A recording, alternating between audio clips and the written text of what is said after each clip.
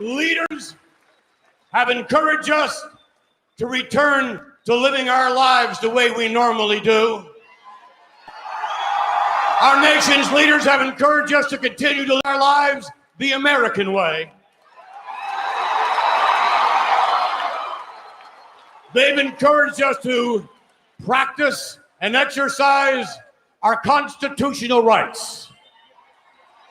And as such, tonight I believe this is the first public assembly of its size since the tragedy of Tuesday.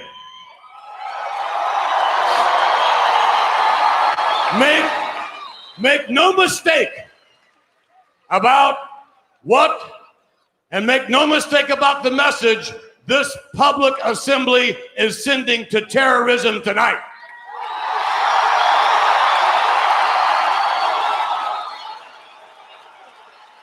And that message, quite simply, is that we will not live our lives in fear.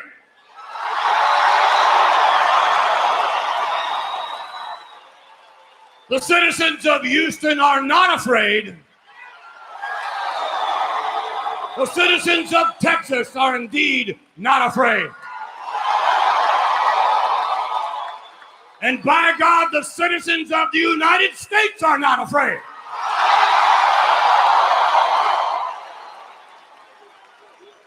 For we are a proud people, proud of who we are, proud of our nation, and damn proud to be Americans.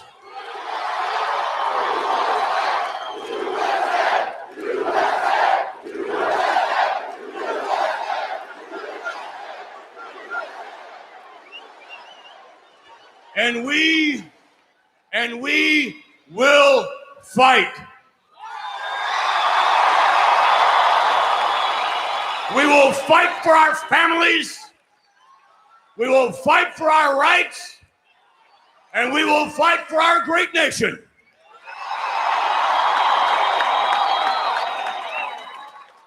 America's heart has been wounded. But her spirit shines as a beacon of freedom that never has been nor ever will be extinguished. The World Wrestling Federation would like to thank each and every one of you here in the Compact Center tonight.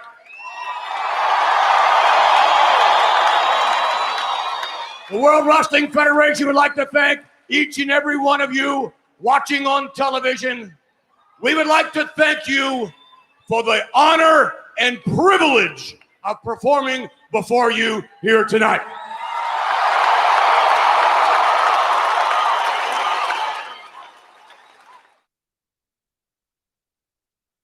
Ladies and gentlemen, please rise for the singing of our national anthem.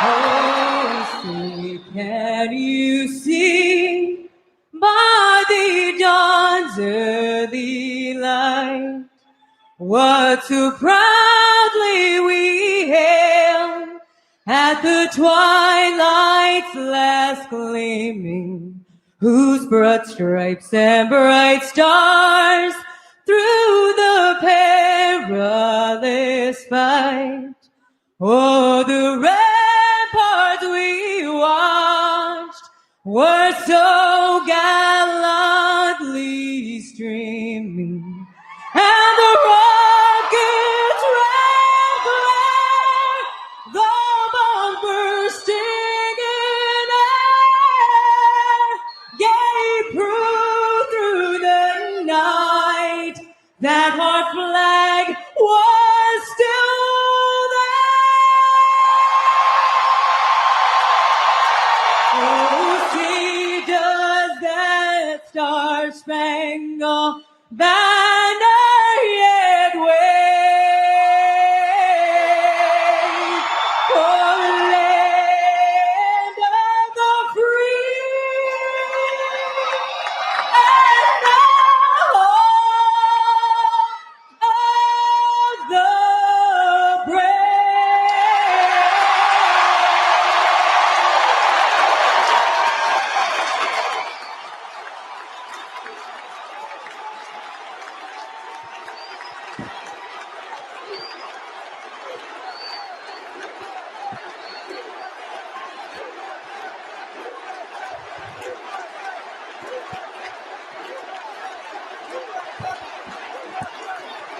was certainly an emotional night for all of us. It has been an emotional week for all Americans and for all of humanity. But we'll be back. Hey, this is the Queen of Extreme, Francine, and you are listening to Phil, Jay, and that pain in the ass Choppy on the Turnbuckle Throwbacks. What this network needs, this network gets. I promise you that. Ladies and gentlemen, this is the main event of the evening. Broadcasting live from Shaolin, Staten Island, New York City. Freak Show Central. Where's that? New York City. It's the Turnbuckle Throwbacks Wrestling Podcast with Phil, Jay, and that pain in the ass, Choppy. On Rant EM Radio, proud member of the Shining Wizards Network and Dark Satellite Media.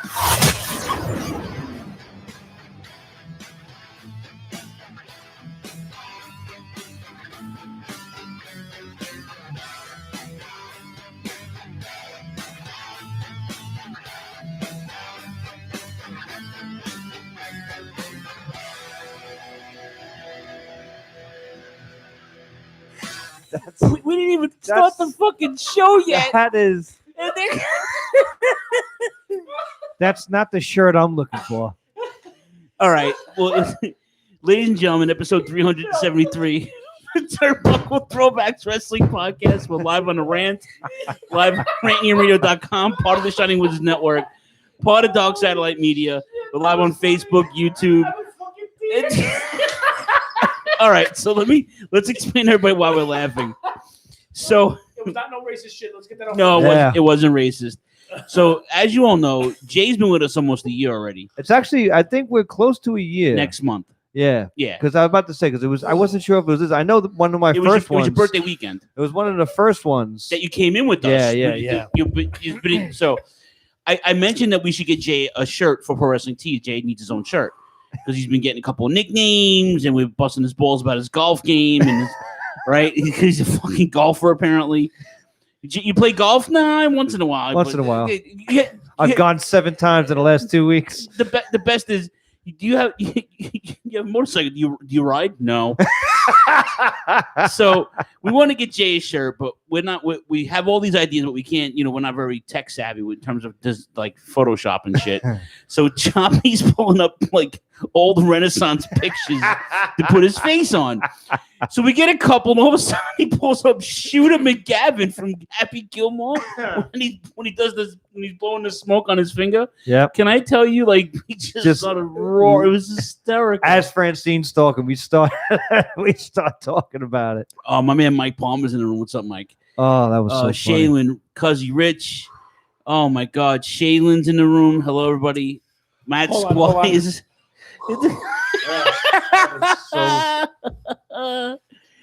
I mean, dude, it was so fucking funny, man. I'm just saying. I don't want to seem Richie. I'm just, I'm a Renaissance man. I think Obviously. I'm slowly coming into this. Obviously. You're about to be in for a rude awakening. I just sent that picture to Matt Squires. Let's see what happens. Yeah. Oh my God. Hello, Fallon. Hello, how's everybody doing? That was so. By the way, fucking Squires funny. with another gem today. I seen. You look svelte as Mr. Perfect. Can I just say something? Jay has the perfect face for face swapping. Renaissance man. No, Just seriously. add it on. You could put his face on a piece of shit. And it would look good. It would look good. Renaissance J Cup. he brings some good looks to the show, man, because we are ugly motherfuckers. I am the Rick. You ain't lying. I am the Ric Flair face swapping. I can make anything look good. Oh, hey now. You can even make a broomstick. I can make a broomstick look good. Fucking bullshit. What's up, Kid Human? Oh my sweet Christ on a cracker. How's everybody doing? Oh, that was so funny. Sons of bitches. Oh, that was so good. So I brought the belt because the guys want to. So I'm going to bring the belt for the show, I guess. I'm not going to leave it here because Choppy will fucking do the 24/7. Oh, yeah. And I'll be cutting a promo in the mirror with that next thing you know, Logan's going to be wearing the belt next week. Like, hey, he beat me in the kitchen. Logan said today at the dinner table, he went, fucking bullshit. You know what Logan said? So real, like, you can't say that. And I went, Fucking bullshit! No, when Logan said to him what he wanted, he's like, Jay, what you doing over He's here? like, Jay, what you doing here? What you doing here? Jay has I was like, I heard there's dinner today. Jay has a face for radio, Scott said. Perfect face. I come in today, right? And Logan's at the top of his head, and he puts his hands up. He's like, Uncle Phil. Like I was the second coming of Jesus Christ. Uncle Phil. It was like the second resurrection or something. You know? Oh, Alrighty, by the way, then. shout out to Bree. That was one hell of a meal right there. Oh. That was the best goddamn Yeah, cornbread I've ever had in my fucking And life. she used like that vegan fucking hippie butter. She man. was saying something about, I don't know. I didn't notice a difference. It tasted excellent to me. Tastes the same I was shit to dipping me. it in sugar-free fucking barbecue that sauce. barbecue sauce. Chris Dickinson, thank you for the Yeah, shout out to the Dirty Daddy for Thank you for that, man. For the connect, man. That barbecue sauce is delightful. Yeah. Brielle texted us earlier. She said, I'm cooking dinner. You want to come over? I'm like, yeah. So she slow cooked a pork butt for like 17 hours today. Yeah. And it was fucking delightful. That was excellent. Why you stealing my gimmick, yo? Because she goes, don't eat without me. I'm like, sorry about that. It was that good. I showed up late. Thanks, baby. Thank you so much. Yeah, thank you. That was fantastic. Oh, man. What a start. Oh, yeah. So we got to get Jade. Oh, and shout out to Choppy too for that. Yeah.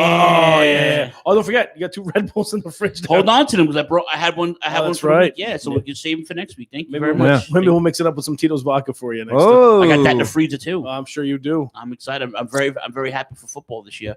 I got a second. I got the internet package, the internet TV package. Yeah. So I put another Fire Stick in the bed in the living room now. Oh. So now I can watch it. I can watch all the games in the living room. Next, next isn't in November. I'm going. My Disney Plus is going to cancel. So what I'm going to do is I'm going to combine the Hulu and Disney. And Yes, I'm going to yes. do all 3 in one Oh, shot. That's what you do. one of the greatest things I heard was Taba was telling me. She goes, "Oh yeah, I got Hulu and Disney Plus." I was like, "Oh, because my Disney, same thing. My Disney Plus. After you told me about it, I think it runs out like December or something." Yeah. So all of a sudden, in my head, once again, I'm not tech savvy, but in my head, I'm like, We know. Hulu, Disney Plus. There's a third thing, ESPN Plus. I instantly downloaded it on my phone. She goes, "What are you doing?" I was like, "I'm downloading an app." She goes, "You're downloading an app on your phone?" Because with her kids all the time, I'm like, "You're gonna download an app on my phone? Delete one of yours. Like you want one? Take one away." Yeah. Because I'm like very weird with that stuff. She goes, "Wait, you're downloading an app?" I was like, "Oh, not only that, look at this. I'm watching golf now all of a sudden." This fucking guy. Oh, it didn't take long, I Did guess. Matt do it already? How the fuck does he do it? How the fuck does he do this? Shoot him in. All right, so here's the goal. I really do fit on anything. We got to get Jay's face on. We should put a poll up. Yeah, I'll put a poll up your ass. Say, this fucking guy. Yo, I'm telling you, man, we need to get Jay's shirt. The Renaissance man. I'm going with the Renaissance. Hey, big boy. Big boy. Squires is like a goddamn magician with that. Yeah, and he looks good as Shooter I'm McGavin, telling bro. you, Make man, it look good, Jay's man. a handsome fuck. I'm telling you. I'll even make a mop stick look good in the ring. You know what he looks like? He looks like Stephen Colbert with that fucking getup. Oh man. Oh God. Holy shit Hold on a balls. second. Yeah, take a breather, partner. Take a breather. Oh. So that's the next project Turnbuckle Throwbacks starts working on. October schedule is going to be. Well, we already have one throwback for October already. We're doing high incident. Yeah. And Otto, I talked to Otto on Wednesday. He's gonna come. He's coming on the show. Cool. Yeah. I don't know, Right. either he'll Skype in or whatever, or Yeah. he'll be in studio. But so the goal right now is to design Jay's shirt. So all our Photoshop heads, let's work on getting Jay's shirts we put on Pro Wrestling Tees. Oh my God, man! Ooh. Oh man, The Renaissance man. the Renaissance man. I would wear that to death. I wouldn't even call you the Renaissance man. You know, and a year ago this week we were at Raw. That's what that's why it was making me think about it. I was like, same thing. I'm not good with dates or whatever. So yeah, it was October. I do remember it was the convention. Put Jay's face on Moppy. Oh, Good call, Kid Human. Good yeah, call. there we go. Good call, Kid Human. Oh man, So good. Perry Saturn as Choppy, and then or Choppy as Perry Saturn, and him as Moppy. Yeah. I can't. I'm telling you, I can't. I Oh. would wear that shirt so hard. Oh. I'd wear it to like the bar or something when the bars open up. Who's that?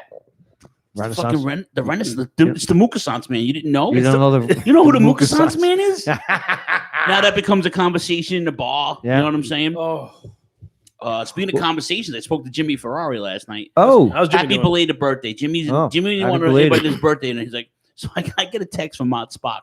Yo, Jimmy's birthday's today. He's keeping it on the low. I'm like, motherfucking Jimmy. Why does Jimmy got to do that, man? Because Jimmy doesn't want 9,000 notifications, which is fine, whatever. That's just a Jimmy, you know? So I text Jimmy. I'm like, someone had a fucking birthday, huh? He's like, yeah, September 5th. It's like, so we got to Spock set you up. Yeah, he set me up. I'm like, all right, well, listen. So we got to get Jimmy on the show. And he's a uber wrestling fan, so That's the thing. I'd love to talk metal with him too. Yeah, Jimmy's he's a hardcore kid. Yeah. He's a metalhead. So we're gonna get Jimmy on the show eventually. It's a matter of timing. When we record, he has his daughter on the weekends. Oh yeah. So it's hard. I told him that we would try to do something like record something Yeah, we early can and do then that. just replay it or whatever. So we're gonna get Jimmy on the show. Oh, that reminds me. I'm a go for next week. You're gonna go with the other thing? Yeah. All right, we'll talk about that on Yeah. behind the scenes. And Choppy's asshole. And Choppy's there. it's on the go. It's on the go. Let's see if his asshole, because he ate a little cleaner today, because we had the Cleaner? well, yeah, we had the sugar-free gimmicks and we had the vegan fucking butter and all that other shit. Well, speaking of the cleaner, how Kenny Omega's going to be coming the cleaner soon? Kenny Omega. What a segue! Hey. Who called it? Who called it? Wait. Elite heel turn. Wait. Oh boy. The Bucks are heel. Bucks are heel now. Yes. Yeah, but so Omega will be heel next. No, stop. You haven't called shit yet. Omega will be heel next. Choppy's a pain in the ass. So far, Hangman's conflicted. He's still on. He drinks too. He's still on the fence of whether to go with FTR or the cleaner. Let's. Nah, it's still gonna be heel Bucks. Listen. It's still gonna be heel Elite. Well, heel Bucks are definitely gonna. It's definitely happening. Yeah. How about the FTR getting their asses kicked by Jurassic Express or getting like ice thrown at them or something? Yes. Was it Jurassic? Yeah, it was. It was delightful. Yeah. I like I said, I liked The Choppy Dynamite. Moppy connection. You got to get the WCW Tag Team Champion belts. Yeah. The Bucks are heels. Fuck You have that! to- I'm gonna get the NWA Tag Team titles with this motherfucker. Yeah. Mhm. And I'm not talking about The Mop and Chop, the Mop and Cop connection. Oh, I love it. Yo, our fans are brilliant. I'll tell you, man. They Yeah. Fans are the best. They more are- creative than we are. Well, let's not get too, maybe Matt Squires. Yeah. But nonetheless. But yeah, I really enjoyed. I love the opening thing with Jericho and MJF. That was funny. Great stuff. And then they recorded them as they were walking away. Stupid, whatever you said. Stupid idiot. Yeah, awesome, really good stuff. And What about him tearing down Wardlow? yeah, You knew that was coming. As far as I'm concerned, Tony Khan doesn't sign your checks. I do. I'm like, oh, here we go. That gimmick. I like how the Bucks are getting fined now. They kicked that backstage announcer in the face. Yeah. Like I said, to me, and it's funny they were saying about. I was thinking of you when I read it with the million. They had a 1.1 million or something like that. The I viewers. was talking to Nick Jeremy yesterday. I was like, Ratings McGee? McGee's is clever. They've been getting 1 million, roughly close to a million Average, anyway, right? average. They average Well, about 1 million? I think it's only because NXT was on Tuesday. That's what I said. That's what I said. to Nick. Because there's no. I think NXT should stay on Tuesdays. I think it's actually a really good fit for them. Because why divide the audience? At this point you drew the line in the sand. You tried. Evolution in the mystery. You drew your line in the sand and you tried. Evolution. But it's not gonna work. Why divide the fans? At this point, you can get more ratings on Tuesday and get the ratings on Wednesday. Whose fault was that? That's Vince. Vince was like, That's his ego. He's like, this is gonna be good shit. Yeah. We're gonna have the Wednesday night farts. Yeah. Yeah. Where's that colored kid?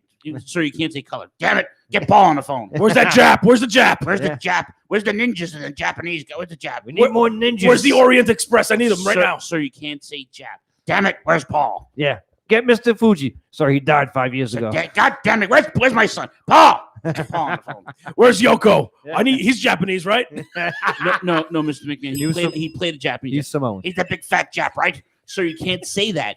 God damn it. Paul. Where's Jean Paul? Where's he at? Yeah, where's Paul? That fucking big. Where's terrorizing? That big nose fuck? Where is he? His nose should be here like 3 minutes ago. He's gonna puke. But like I said, to me, I think they should stay on Tuesdays. But I thought, you know, I mean, it's not a bad idea. Raw Monday, Tuesdays NXT, Wednesdays actually, if you think about it, NXT would go up against Impact, which is, you know, kind of bad for Impact in the sense. But is it really though? Honestly? It's not. I mean, Impact is drawing like 300,000, I believe. Yeah, but you're not going to divide Impact fans per se, at least for right now. Even though they are putting out a good product right now, you know. I enjoy the product.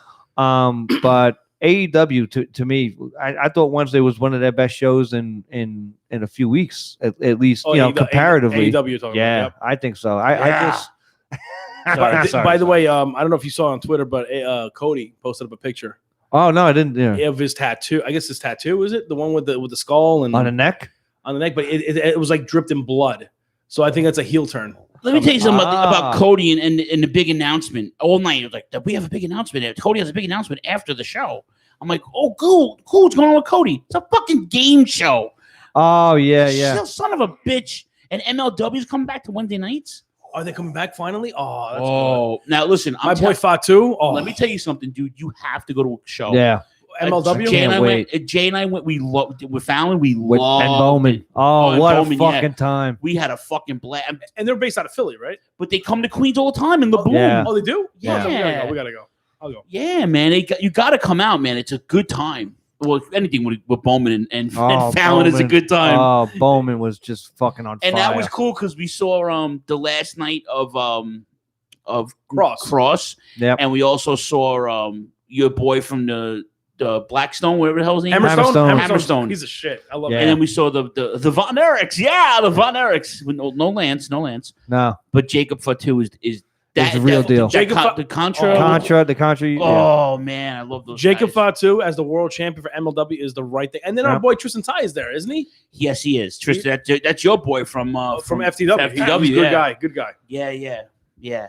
But we had a good time, and that day, and then I went to La Boom with Chris, my man Chris O'Callahan, a couple months later, and the venue is not very up to snub. What's up, Jamie Sterling? How are you?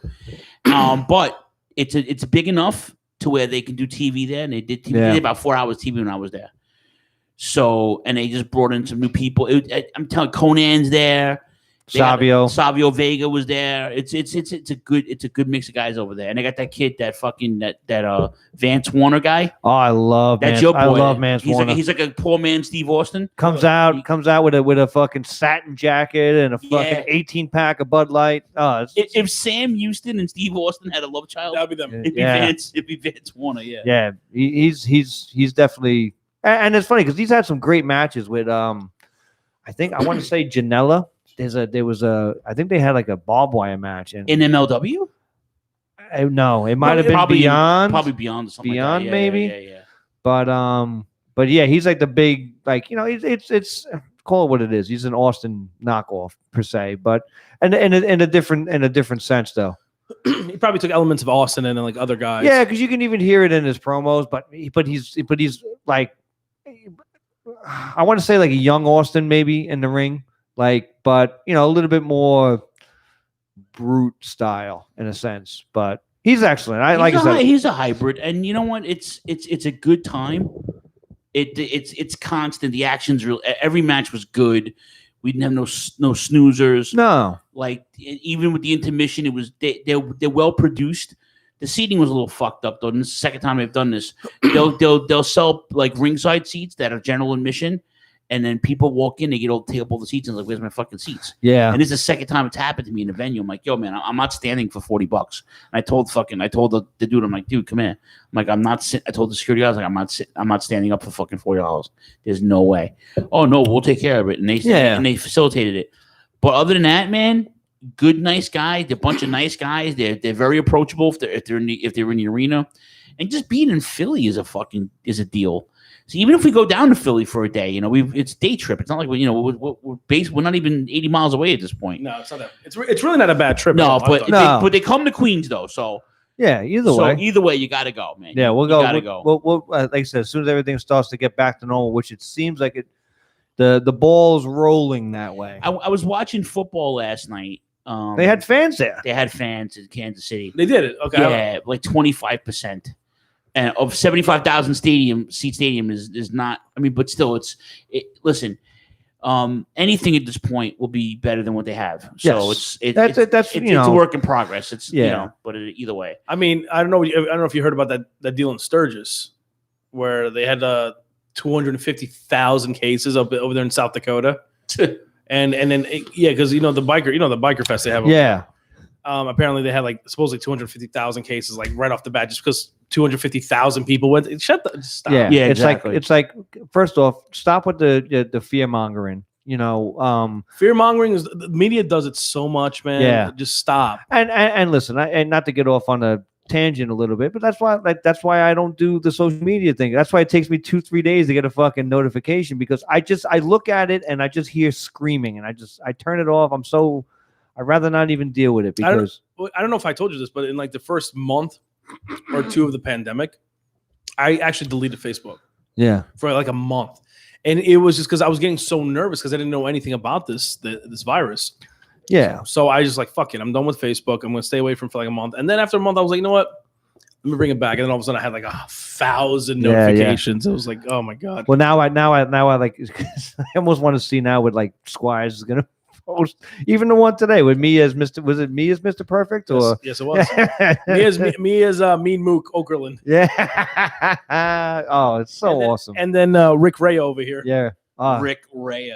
So funny. Sounds like a fucking jobber from the 80s. Ladies and gentlemen from Portland, Oregon, Rick Ray. But I know we have a new NXT champ. I mean, is that it for AEW? I don't want to jump to NXT. You with AEW? Matt, you know what? The other thing I wanted to talk about was Matt Hardy coming out and thanking the fans for and kind of almost like where do you guys stand on that? Because I finally seen the match and him and Sammy. Yeah, dude. What I had to show Taba. It was a nasty bump. I showed Taba. She's like, "What do you mean?" And then I had rewound it, and I looked, and she's like, "Holy crap!" And I was like, "You could see him limp." Do you agree with the decision to let the match go? Now we know just whatever. Here's a caveat to it, but Matt Hardy's a old school guy. He is that last of that. He's that connecting bridge to the old school Attitude Era to what we have now. Yeah, with guys like the Mick Foley's jumping off the cage, he's that connecting rod. Do you guys agree with what happened? Disagree? Do you think Khan should have called it? I honestly if they it's with anything. Every performer wants to finish the match no matter what. I think, yeah. Do I think it should have stopped? I mean, if he was limp, I mean, I think it should have been that's it. You could done because you could see you have to make that call. Yeah, you could see Audrey. I forget her last name. I love her Twitter handle. Girl Hebner. Yeah. You could see that she instantly tried and talked to him, and Sammy Guevara, for his credit at least too, moved to the back. Got the camera off of him. I don't know if he meant to do it, but that's how it kind of seemed like to me. It took a while to take his jacket off.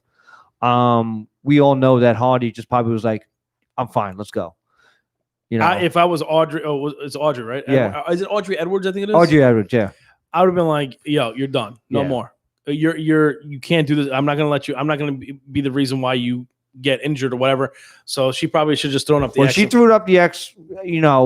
Not fast. It was a little delayed, but you could see because he probably was telling her to stop, and then you could see that she's checking on him and what have you. That's exactly what happened. He probably told her to stop, and this is live TV. So at this point, medically speaking, on my behalf, I'm like, yeah, stop it. Yeah, because I've seen concussions, and bumps like that up front in accidents. Yeah.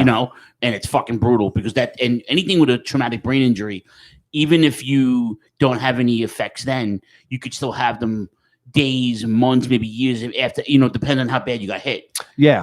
So with that being said, I mean, I believe it. I'm going to go agree with Choppy. I think it's exactly what happened. She was going to, the gimmick, and then no, don't. Yeah. Because she's taking his word for it. He's the seasoned vet. Yeah.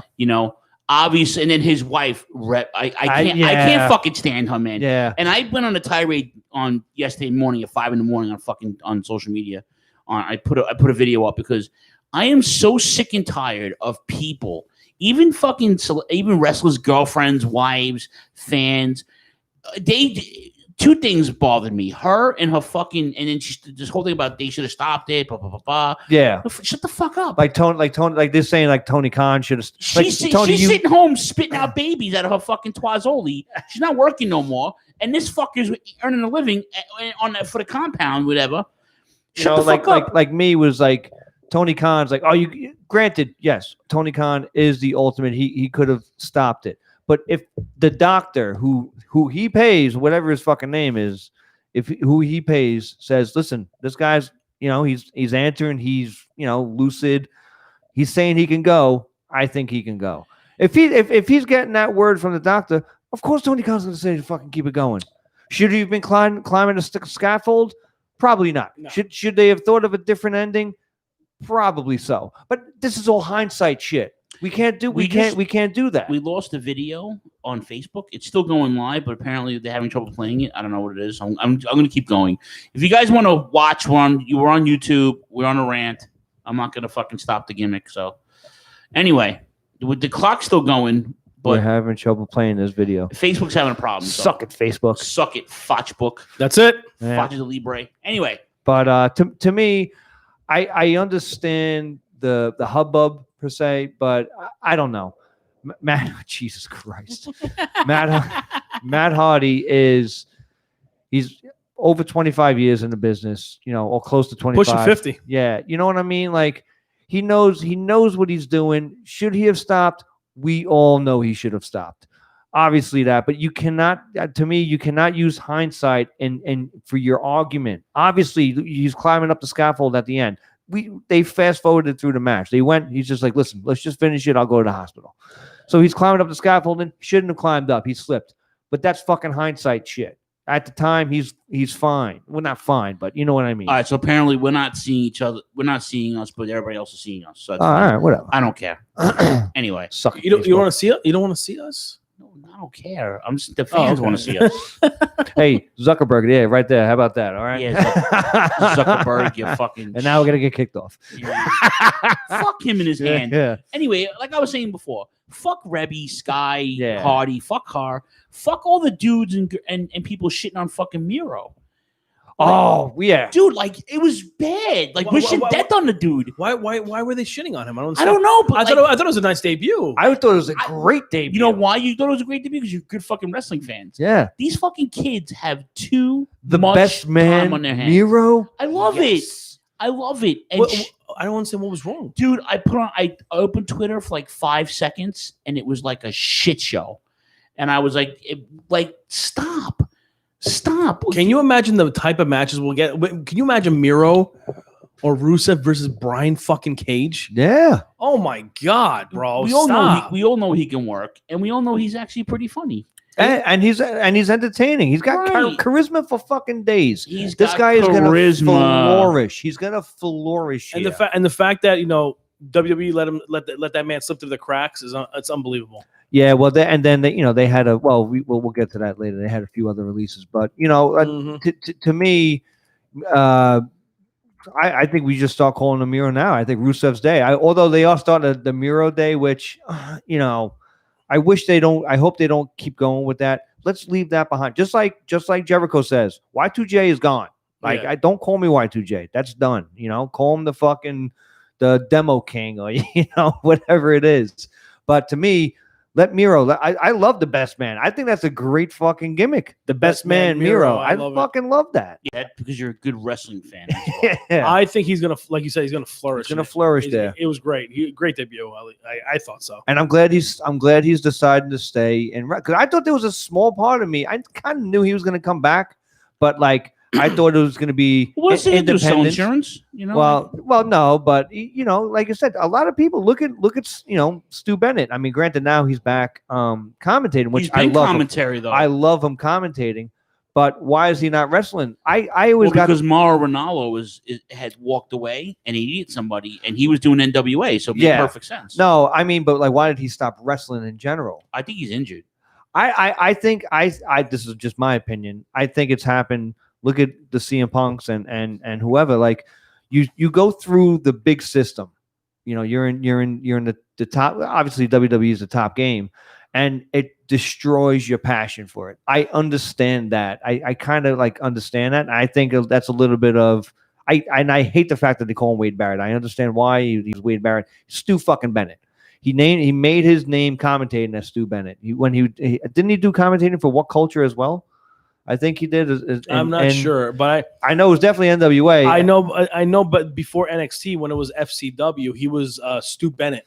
Yeah, as a commentator for FCW. Yeah, and then when he went to the main roster, that's when they decided to call him Wade Barrett. But anyways, I don't have a problem with it. That's just me nitpicking. But yeah, to me, I thought he was most underutilized talent. Yeah, especially with that bullhammer finisher. Oh my god, yeah, that bullhammer finisher, which was to me a guy that can have a finisher that nails anybody, and it doesn't matter how big you are, is the perfect finisher. Absolutely, a la the RKO, bullhammer, stunner, anything like that, like the super kick. Yep, perfect finishers. Yep, in my opinion. And I'm glad he's with NXT. I love. Me too. I love him as a commentator. Is that the segue into NXT? I think it's a pretty good segue. Okay, it's about the best that I can come up with right now. Because you're a Renaissance man. Renaissance man, bro. I'm going to go on record and say that shoot 'em a cup. My two favorite NXT competitors, probably two favorite wrestlers right now in wrestling, next to Okada and Kenny Omega, wrestled the match of the year. Yeah, what a great match. You know, there's a short list because of what's been going on, excluding New Japan, obviously, and All Japan.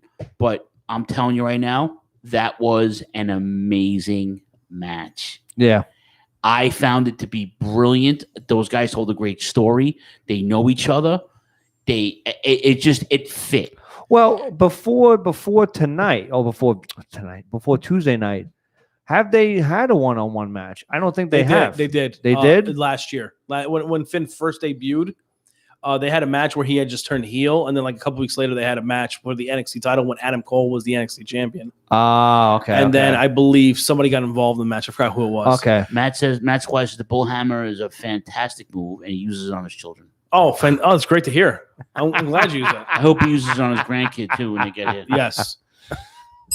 But yeah, I thought the match was fantastic. I thought the both had great chemistry in the ring. I think it's also good that they're friends outside of the ring. Because, you can see it. And also, it's great that they were all former members of the Bullet Club. Yeah, and they the whole accolades after the match in the back in the dressing room. I'm sorry, I'm biased, but they can wrestle every fucking week, and I wouldn't care. Exactly. That's how good that was. That was a clinic. That was a great. That was great an amazing match. Is it safe to assume that Adam Cole is now officially a babyface?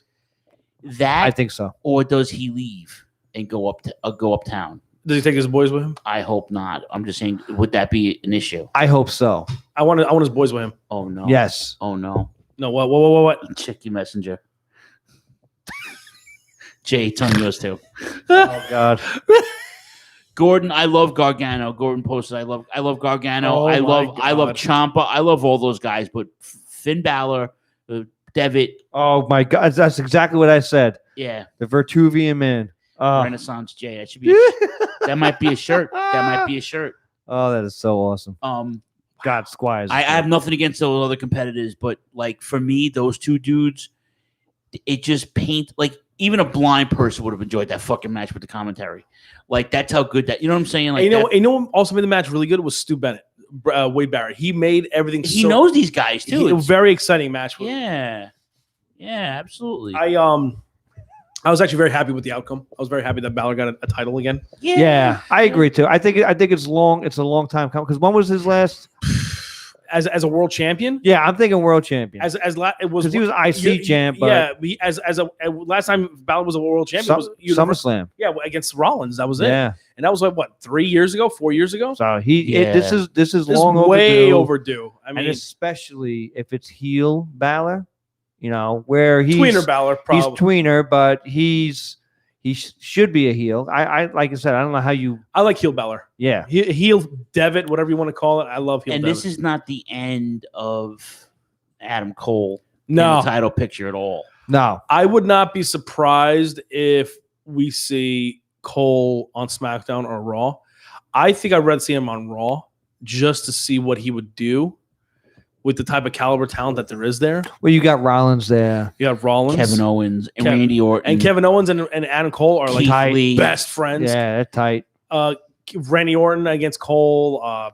They talk to me. McIntyre and Adam Cole because they never fought. They were supposed to fight. Yeah, I know it. Yeah, They were supposed to fight in NXT, and then Drew got called up. And I will love to see Adam Cole versus Drew McIntyre. I would love to see Adam Cole versus Or Adam Cole just stays down there and he's a thorn in everybody's side. I like that. I don't mind that. I don't mind that either. But because guys like Gargano who said he goes, I never want. I'm NXT or nothing. And but my thing is, are they making the same amount of money as, like, for example, a Roman Reigns? But they gave Nakamura and Kevin Owens main roster money when they can't. I don't see why they wouldn't. I've heard somewhere, I forget, and I'm gonna get it wrong too. I believe You can't get it wrong. You're the Renaissance. Yeah.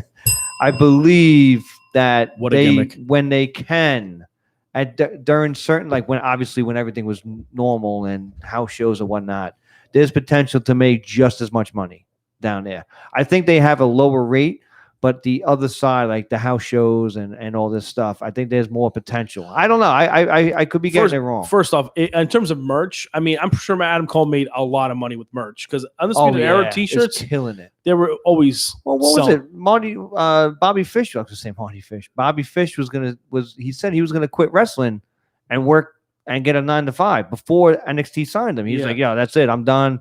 I didn't realize how up there in age he was. As he's 40 or 41 years old, something like that. And not that that's old, but I just think of Kyle O'Reilly, and but he said he was going to get a 9-to-5 if it wasn't for NXT. So they got to be doing well. It's probably. And on top of that, they live in Florida. Florida's dirt cheap to live over there, especially on that salary. Forget it. Yeah, they're probably living like millionaires down there, so they should be fine.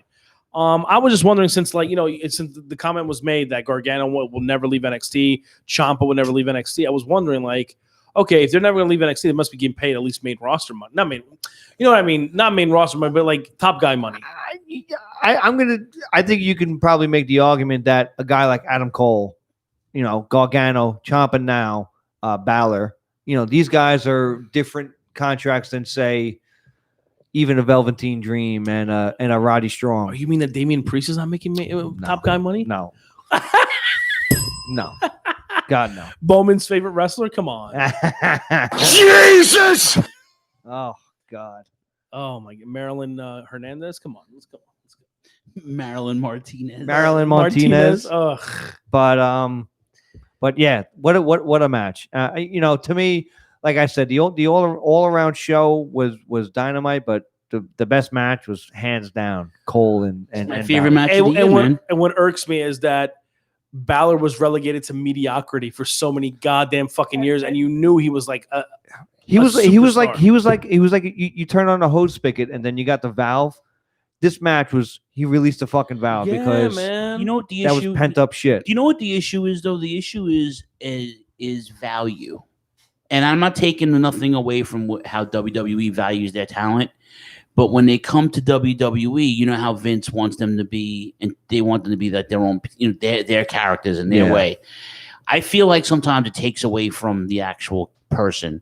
Like when now you bring Finn Balor and he was the Demon, and the Demon really didn't work for him. I don't think. I felt like it was. And then I disagree. I think it worked for him in NXT, but then it was very underutilized. But then he comes back to NXT and he becomes the Prince. The again, Prince of he was Prince. He was Prince. What I did like about when he was on the main roster with the Demon was they didn't overuse it. You know how we were saying about like the Undertaker AJ Styles match, with the Death Bone, what the hell was Boneyard it? match. Boneyard match. Death Bone. I think it's from the name of the episode. Death Bone. And Mr. Renaissance strikes again. And like we said, oh, here comes WWE. They're gonna overuse the fucking edited matches. And what did they do? They started fucking doing it. But one thing they didn't do was they didn't overuse the Demon, at least in my opinion. Like as a fan, because I've seen it coming down. Like, oh, here comes the fucking demon. Now it's going to be every time face paint, whatever.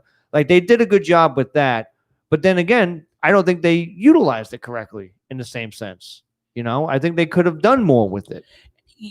Yeah, you're probably right. I think that with Balor, they didn't know what they had. I mean, let's be realistic here. He's a much better heel than he is a babyface. Can we all agree on that? Finn Balor. Yes, of course. I think he's a much better heel. In WWE or in general. In New Japan, he was a better heel. And in New Japan, he was a better heel. I still think he's a better heel. I don't think it's proven yet. In my opinion, Fair at least now, because he's so, like I said, during, I granted it was piped in or what have you, all the fucking crowd noise, but they were pushing him as a heel. We have to see when we get in front of a real audience. Then we see, because we're huge Balor fans. Same here. If I was somewhere, he's too good. He's too good of a wrestler, but he's not that. When he plays he's not Randy Orton in a sense as a heel. Where Randy Orton is a heel, he's a fucking heel. You know what I mean? Like I don't want to see. It's not fuck you hate, but it's like he doesn't have the heat. Matt Squire says when you're forced to be something else instead of yourself, like Isaac Yankem compared to King. Absolutely. Yeah. But like you said, it's it's just like a good character to bite your teeth into. I forgot where I heard it from. Somebody. They were talking about AJ Styles, how when he was a heel in TNA, when he was rolling with Christian. No, Fortune. He, that's a great character to get into, but he couldn't. He was playing, a guy from that. Now he's the greatest fucking wrestler in the world, and he's playing that cocky heel and not that he is that, but he's. That's something that he can sink his teeth into. Yeah, but you want to know, if it wasn't for TNA, he probably wouldn't be as good of a heel as he is now. Oh, 110%, without a doubt. Yeah, that's true too. But we've been saying this on a podcast for years, Jay, that there are just certain guys that can't be either or a heel or a face. They just have to be a heel. Well, it's funny because it's going to go into our throwback, but we touched on it a few weeks ago. Rick Rude is nothing but a fucking heel. Hands down. Nothing but a heel. And he proved it, which I can't wait to talk about it, but like he proved it on that night. And because and it's the same thing, like Mr. Perfect is a great example of perfect face, perfect heel. Yeah, pun intended. I don't know. For some reason, I liked him better as a babyface than I did as a heel. I don't know what it was about him. Well, when he first came in, he was a great heel. Because he had Bobby Heenan. Bobby made him look more of like a heel than anything else. He always had good managers, though. He when he was NWA tag champion with Manny Fernandez, he had #1 Paul Jones. Mm-hmm. When he was down in Texas, he had Percy Pringle. Yeah. When he came to the E, he had fucking Bobby. When he went to WCW, he had fucking Paul Heyman. Yeah. And like Choppy said last week, Rude can talk. Rude didn't even need a mouthpiece. Yeah. He can cut a promo. But I agree. He's nothing but a heel. He's nothing but a heel. Nothing but a heel. And somebody tagged you, I know, on Facebook and said, this is like the closest thing to a babyface, Rude. Rude. It was at an indie show. Just like Sting is always a face. Correct. Yeah. Even Steamboat. Steamboat is always a face. Steamboat never went heel. Never. Here's a question, and I forgot to ask this to you guys last week. Let's say Rick Rude didn't wrestle in the era he wrestled. Let's say he wrestled in like the Attitude Era.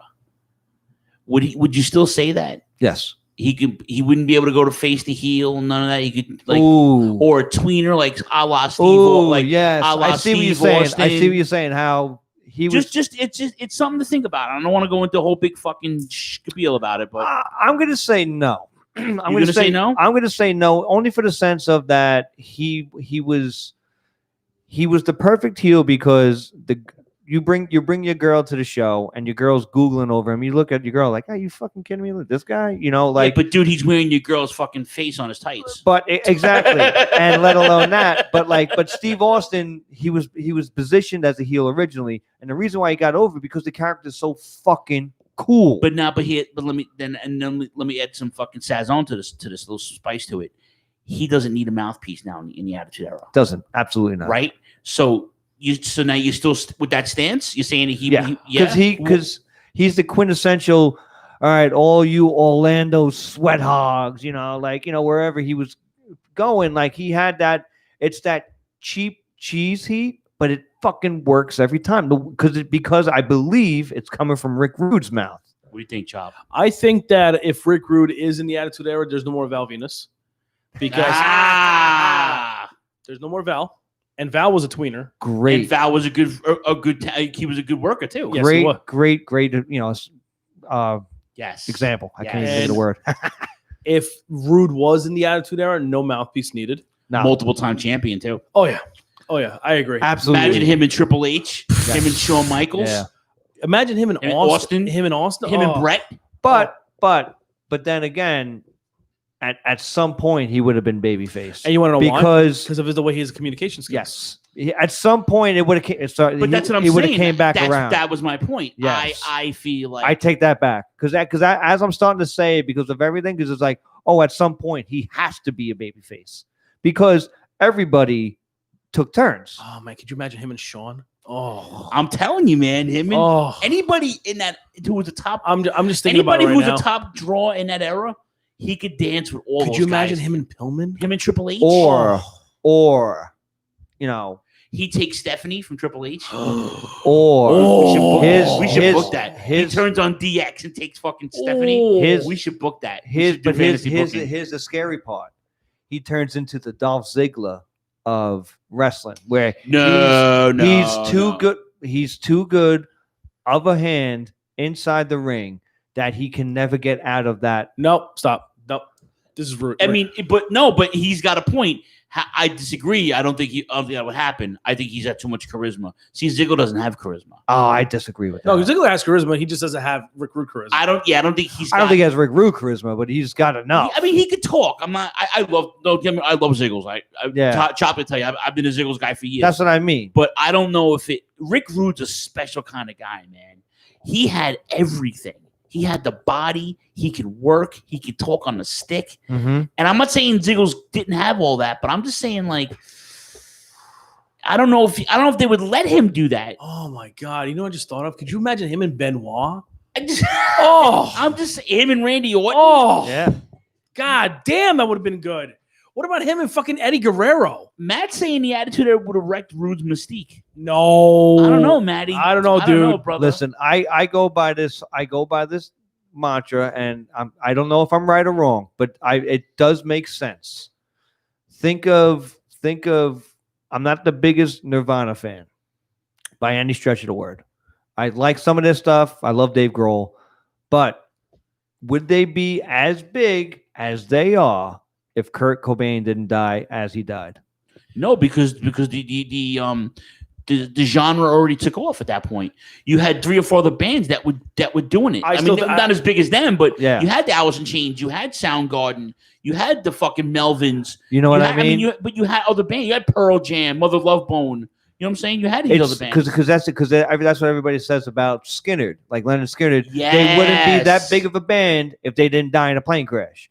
You know, that type of thing where, like, and I'm not saying, I'm just using. Somebody even said that about Zeppelin when John Bonham passed away. Yeah. When Bonham passed away, Zeppelin, me and Jay talked about this a couple weeks ago in the car ride. Yeah. Zeppelin just stopped. Yeah. Yeah. But they would have been, I mean, they were big then. They were huge then. But they would have been like. Massive. Yeah, they would have been like Beatles. Beatles big, yeah. But to me, like, I'm using a wrong example here, but I'm going to just try to, like, Art Ball was a great wrestler. Tragic ending, tragic story. Mm-hmm. He was a great wrestler, and obviously between him and Eddie, he was the quote unquote star. But everybody holds Art Ball in high regards because of he died so young. He was also talented, though. That's where I'm getting. He was very talented. I'm not taking anything away, but I'm just saying, like who, I don't know who said about the Mystique was Rick Rude.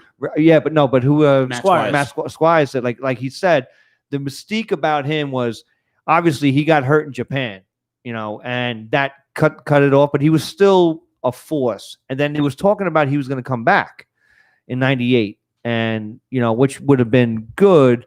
But how good we don't know. But to me, if he didn't die, then like you said, we have those 7, 8, 9 years that he did wrestle. Like I said, that does create this mystique. Nostalgia is a funny thing. We're building it up more than he was. Clearly, the guy was a fucking star. I said the same thing about Owen Hart too, if you guys remember.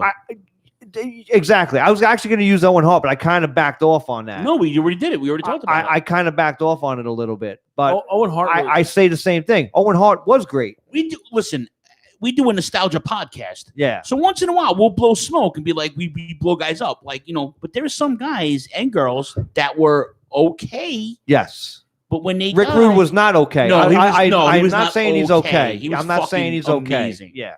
But I'm just saying if you implant him into the Attitude Era, there is a really good chance he gets lost in the shuffle somewhere. He was a star because he was a star in the late 80s, early 90s.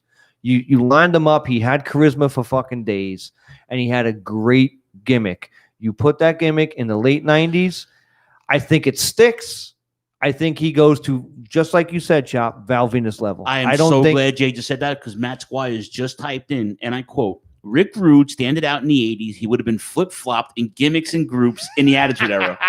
Rick Rude in the Choppy My PP, come on. So, this is all valid. Anyway, no, seriously. Yeah. This is great because you know what? In at the end of the day, there is certain. Oh, I'm not saying that he would be involved with Kai. So I'm just saying. But that's what Choppy. That's what Matt and that's what I'm Jay saying. is saying. I'm not saying that he would be. What I'm saying is, if you got to remember, Val Venus was a ripoff of Rick Rude. Can we all assume? I agree with 100%. that. Okay. If Val Venus is not, if Rude was in the Attitude Era, there would be no Val Venus. I'm sorry, that's just Val Venus would have been like a lumberjack. He'd be like another guy. He'd be like a fucking He'd be like a who was he in Mexico? He was what was his gimmick name? El Caco Gigante. I No, have no idea. he had somebody good. Hello, ladies. But I agree. There would be no Val Venus. Now, in terms of like matchups, could you imagine him and Owen? Him and fucking who else? I'm thinking him and Triple H, like just destroying I each can see it over Stephanie. He comes back, he takes Stephanie. And, oh my! But then, like you said, he has on his tights. He does. That'd be amazing. But there would be a babyface turn. They would. So, like you said, anyway, to go back to the first him question. And The Rock. Oh my God! Are you serious? Him and The Rock. The Rock would actually have to work. Yes, he would. The Rock would have to work. Oh. But he would absolutely be a babyface at some point. What's up, Neil? Did him and Farouk ever wrestle? Ron Simmons? In the they NWA, must have in WCW. In the NWA, probably. They must have. But not in the E, though. No, not in the E. Oof. Anyway, yeah, we went over the woods. We're gonna fantasy. That'd be a good one. We're gonna fantasy. Rick Rude book would be a really good one. Damn. We're gonna do fantasy booking time travel. Yeah. Damn, Daniel. that would have been good, man.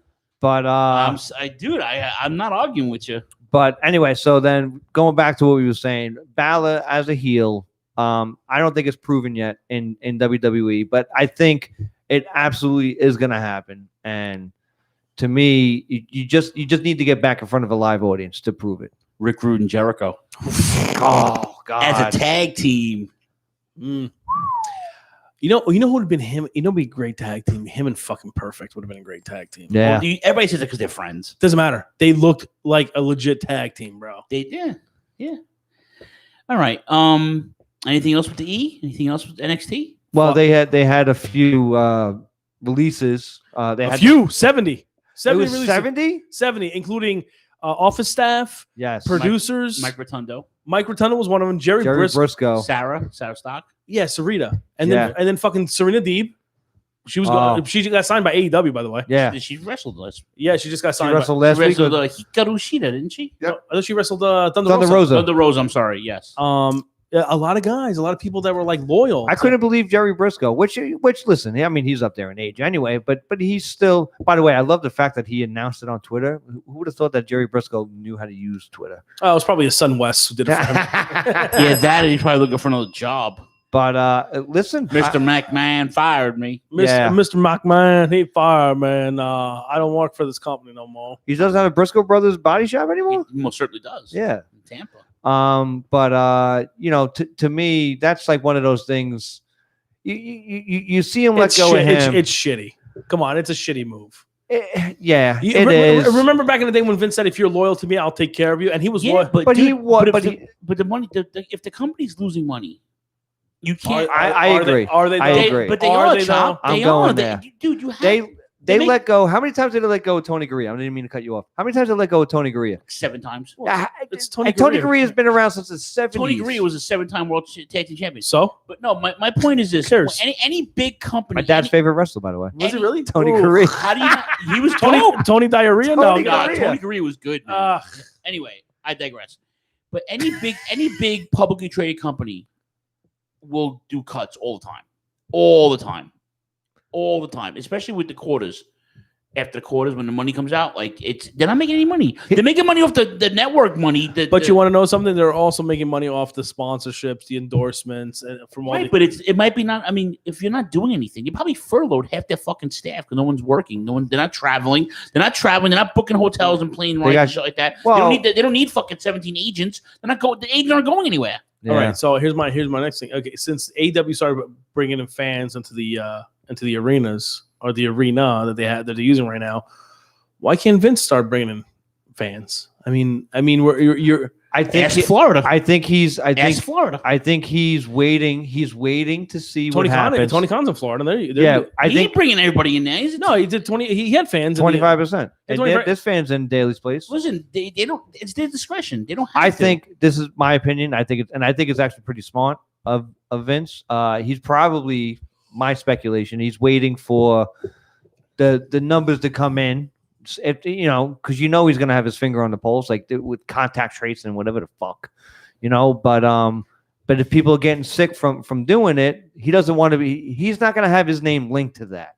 He wants to be the first. He wants to be the first to go out there safely, much like we heard the promo. That's what I think. Much like we heard the promo this morning, September 13th or 14th or something, whenever they did SmackDown, they did a live SmackDown. Yeah, we played the 9/11 tribute this morning. He wants to be associated with that. He doesn't want to be associated with the negative.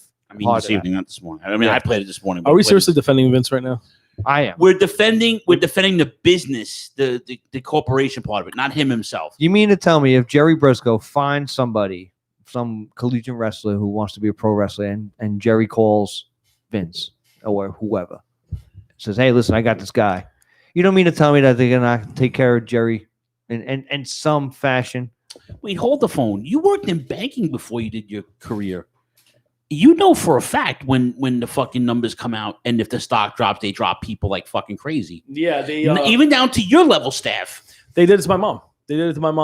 She did. I think she had 25 years of service to Chase Bank, and they let her go because they were phasing out the assistant manager roles out of all the banks and pushing all the responsibilities. And a computer took your place, baby. And that's hard time. That's hard time, Daddy. They give you a watch, kick you in the butt, say a computer took your job, baby.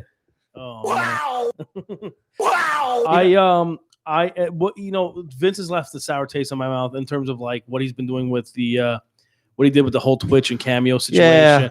And then he's let go 70 fucking employees, and then he's like, we might be. And then on top of that, they're doing what supposedly they're going to start phasing out live events now.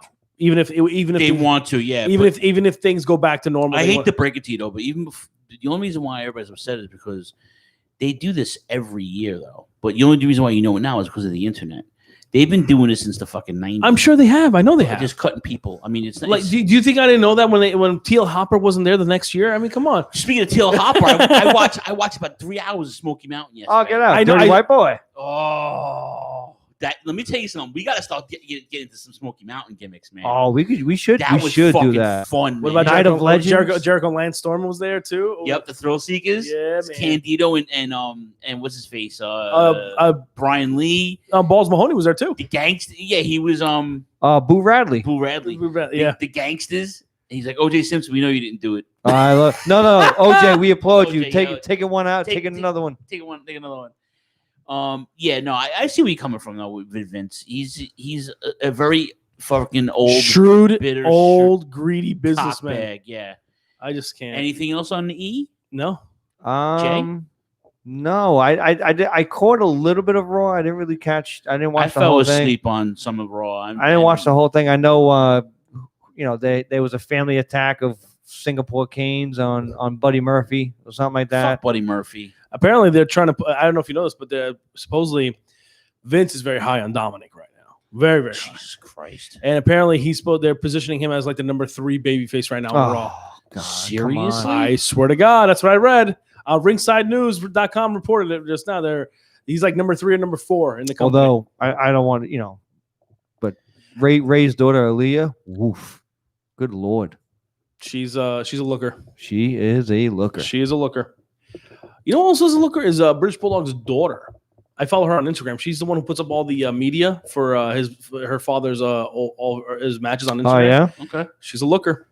She's Yeah. another one. You know who else is too? You told me Natty's sister. Major Guns? Oh God. Oh, Major Guns is too. Yeah. You're bugging. No, Natty's sister. You mentioned that a few times, right? Natty's sister. I still haven't seen what she looks like. Yeah, Yeah. she can get it. Yeah, she can get that. Tylee Buck can get it too. No, she couldn't. Yes, you can. No. You could buy a pussy on. Ugh. Yuck. Fucking Herps McGee over there. Jesus! Yuck. Can you Tylee? Ugh. She's like 90s stripper hot, man. Yeah. Oh my. Anyway. But she looks like she got hit in the face with a 2x4. Oh, tough guy. She's like this. Like the whole time. Like, Wow! But and then they had that scary injury with I don't know his name. Fucking yeah, Eric? he's hurt. Yeah, he's Eric, hurt. yeah. Oh, you mean one of the War Raiders got hurt? War Yeah. Raiders, yeah, he's hurt. yeah, it seemed pretty. I watched it at first. I'm like, that didn't seem that bad, and then watching it back, I was like, ooh, yeah, you could see it. Man, what the fuck? What now? What's gonna happen with fucking War Machine? Yeah, I don't know. All I know is I'm still unhappy that they're called Viking Raiders. Dominic is long-term booking from that custody fight. I'm your papi. That Squire said that? Of course. Of course yeah, he did. Squires. Of course he did. Did you see that meme they have up where it's like Which one? Miro, so Dominic is like the young version of Miro. Leave Miro alone, man. I love Miro. Miro's great. Let my man live. My man's gonna be AEW World Champion. You mark my words. I Guaranteed. agree. And how much you want to bet he's gonna be the one that beats Brodie Lee for that TNT championship? Oh, that'd be fucking mint. Brodie Lee can fucking work, dude. If you Dude, him and Dustin had a good match, man. they did. Yeah. I love AEW. They're doing Shaylin says Piper's daughter is training with Ronda Rousey. yes, I've heard that. Yes, she is. Ariel I wanna- Ariel Toombs. They should just kiss. That's the training should be like this. Just I'm sorry. Anyway, anything else? You sound like Jerry Lawler when he saw Trish and Lita fighting, and he was like, "Kiss each other, go kiss." Yeah. Woohoo! All right. Real quick before we go to break. We have to go to break. Well, yeah. Yeah, I'm at a beer anyway. Oh yeah, we have to go with our I whistles. gotta, That's right. I gotta make tinkle, and we got an extended break. So Jake can drink more than one beer if you want. But, yeah, we got a cool throwback, and I got a whole bunch of little throwback goodies that I found today on the interwebs. All right, so we have new IWGP Junior Tag Champs from Suzuki-gun. You told me I was El right. Desperado and Kanemaru. I'm shocked to hear this. They beat Takahashi and Bushi. I love Bushi. Bushi is a superstar waiting to happen. He's good, man. Very good. He's a future champion, IWGP Junior Heavyweight Champion. The G1 was announced. Yeah, I know. And There's some surprising names in it and too. the winner is going to have to defend the rest of 2020 for the winner is going to have to will get a championship. Can out of Wrestle someone Kingdom. can someone finally get the U.S. title off of fucking Moxley already? I'm done with this. Junior Moxley. I'm done. Yo, Moxley. he's got to be the longest U.S. champion of all time Fuck him. in WWE and in New Japan. So I got both blocks. They announced the entire schedule today. It's too many days, but here's the blocks. The A block is amazing, by the way. Kota Ibushi, Ishii, Okada, Takagi, Yujiro Takahashi, the pimp, Taichi, Suzuki, Jeff Cobb, Will Ospreay, and the returning Jay White. Yo, by the way, Ospreay's looking jacked. Oh my God, you see him? He's a heavyweight. He's now. a heavyweight, handsome fuck. He is going for that belt 2021. He's the new heavyweight primate right now. He is. He's a sexy. He's a stud. He's a sexy Brit. The B block is just as good though. Actually, Hiroshi Tanahashi, Hiroki Goto, Toru Yano, Yoshihashi. Why is Yano still fucking? Because he won that King of the Pro Wrestling gimmick. Oh, I know. And he's very popular. He gives me diarrhea cramps every time I see him. But he's over, so they have to. Yoshihashi, Sonata, Naito, Evil, Zack, darkness is spreading. Zack Sabre Jr. I like him. Okay, actually, I don't like him. No. And the returning Juice Robinson. Juice is coming back. Yep, and the returning Kenta. Yes. Yo, Kenta's dope. Kenta's got some fucking sick matches in the tournament too. I can't wait to see him and Cobb go at it. Oh, him and Jeff Cobb going to beat us. They got beef too from the U.S. side of it. Yes, they do. So it slowly come back, man. New Japan slowly come back into fruition, man. Jesus. What happened?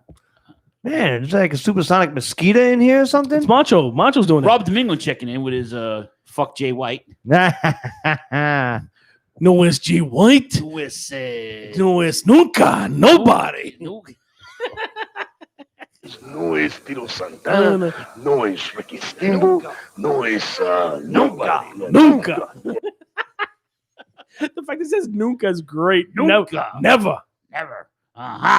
Mm-hmm. No es Tito Santana. No es Ricky Steamboat. No es nobody. Nunca. Look at this prima donna. All right, there, Sugar Lips. Let's take a quick break.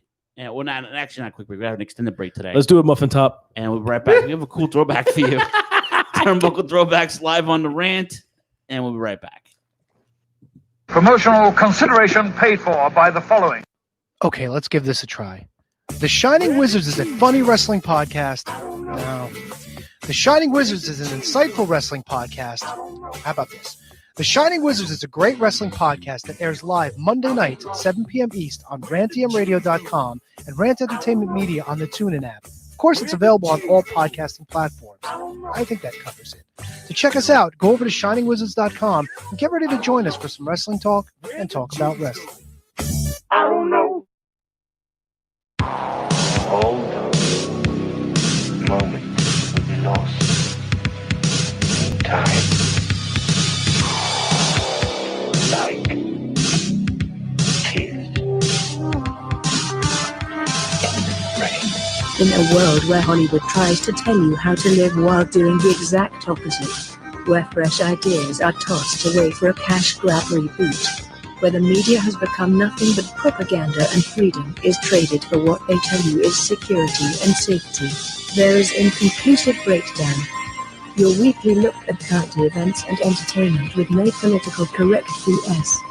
Just news and uncensored opinions everywhere you get podcasts. A proud member of the Shining Wizards Network.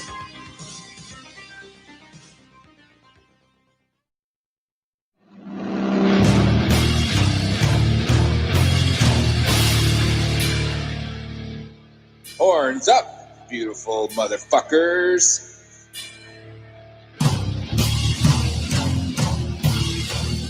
Radioactive Metal is here on the Shining Wizards Network, and we want you to listen.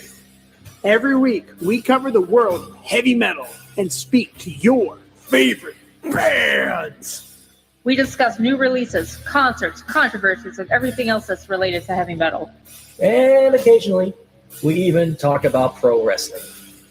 Catch us live every Thursday night on PureRockRadio.net. Listen to past episodes at radioactivemetal.org or at shiningwizardsnetwork.com. And remember, it's not metal unless it's radioactive metal. Hey, this is Mike from the Midnight Jury. When you're done with this show, join my co-hosts Adam, Cal, Sydney, and I every Friday as we travel back to the last old school generation of the 80s and 90s to review the best and worst in pop culture, horror, and occasionally pro wrestling on WLWstudios.com or the Midnight Jury feeds on iTunes, TuneIn Radio, or Player FM. Go back in time when it was all about VHS, arcades, and hanging out at the mall. And remember that every second Saturday of the month, we go live at 8 p.m. Eastern Standard Time on Rant EM Radio, which includes taking your calls. Once again, that's the Midnight Jury on iTunes, TuneIn Radio, Player FM, and our home, WLWstudios.com. We'll see you there.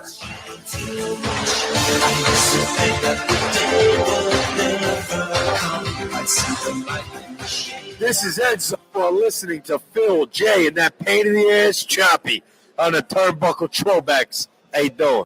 Two teams in a double ring steel cage. Man against man. Man against metal. Their fate determined by a flip of a coin. One against one or one against all. One team will stand. We will prevail. One team will fall. We're tough, but we're tougher. Who will surrender? Who will emerge victorious? WCW presents Fall Brawl featuring War Games. Sunday, September 19th, only on pay-per-view. Call your local cable operator for availability. As promised. Hey, no. I want you to shut your stinking mouth. You to shut up. And you do me. And you shut your stinking mouth. Hey, they're going to tell us before you get carried away who their special tag team partner is, brother. You better cool down. Now you shut up. I'll cool down when I want to, Sting. It seems to me if you was as smart as you act like you are, you wouldn't have waited this close to War Games to tell everybody who your partner is. Well, do you want me to tell you what I'm talking? No, you shut up when I'm talking. What I did? What I did? Who our secret partner is? Tell us who I know, Sting. Come on, baby. No, I won't. This is gonna let Sting tell the people who the secret partner is going to be. All I have to say is our partner is going to shock the world because he is none other than the Shock Master. All right. The Shock Master. I told you. Oh, God. Yeah. So fun. I don't care who you are, boy. I don't give a damn who you are. You're gonna have us. You're gonna have Van Vader, and we're gonna be breathing through your neck. So you're the man that rules the world. They call me the Shockmaster. You've ruled the world long enough, Sid Vicious. Get ready. Come on, you want a piece of me? You want a piece of me? Come and get me. Come after me, Sid. I'm ready. Along with Davey Boy, Sting, and Dusty Rhodes, we'll see you at the Fall Brawl at the War Games. Until then.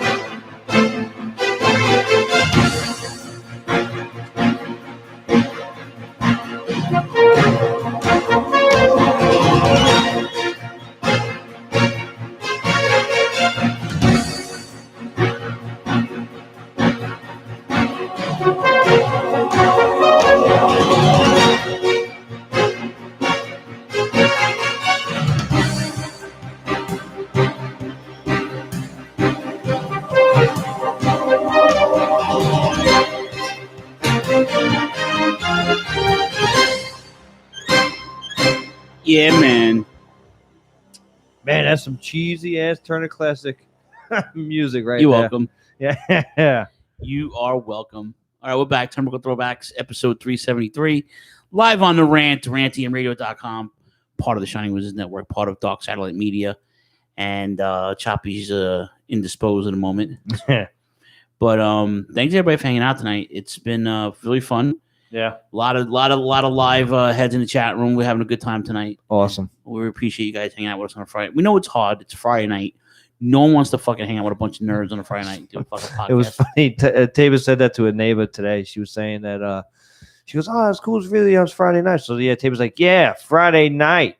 And I was like, "Yeah." She goes, "I was like, wait a minute. It sounds like what? We have plans on Friday night?" She goes, "No, but what if we did?" I'm like, "Well, then we take off." Yeah. Listen, no one's handcuffed to this podcast except for me. Yeah.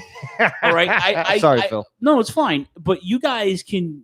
We're at the point now where you guys can do the show without me. Yeah. Which is cool because there's gonna be a couple of times where I'm gonna need a night off. Choppy's taking nights off. Hey, I've taken my fair share. A couple. I'm due for a night off actually. Yeah. I haven't taken one in a long time, but I'm gonna take one off. But yeah, you're not handcuffed. No, I know. That's what I said. I was laughing when she said that. Me and Miss Table have a conversation. It was.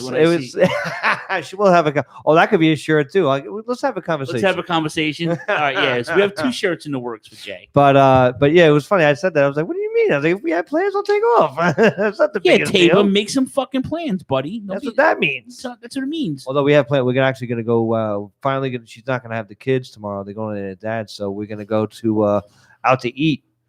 We're gonna have. I thought I was expecting something else. I was like, wait a minute. Wait a minute. Don't keep this a PG-13 show. Oh yeah, no. Well, PG-13. Wow, chicka, wow, wow. Bow, chicka, bow, wow. Yeah. Wow.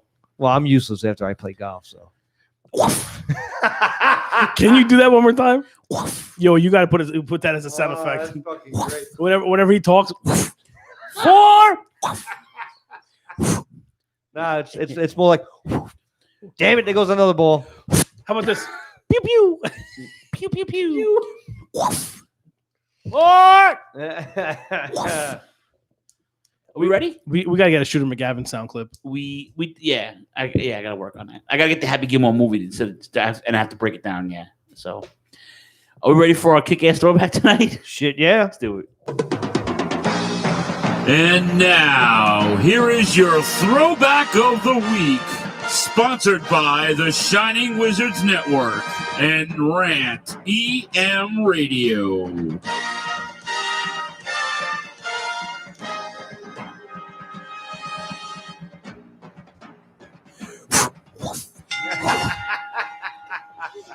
Driver J, the Renaissance man. Yep. Driver J.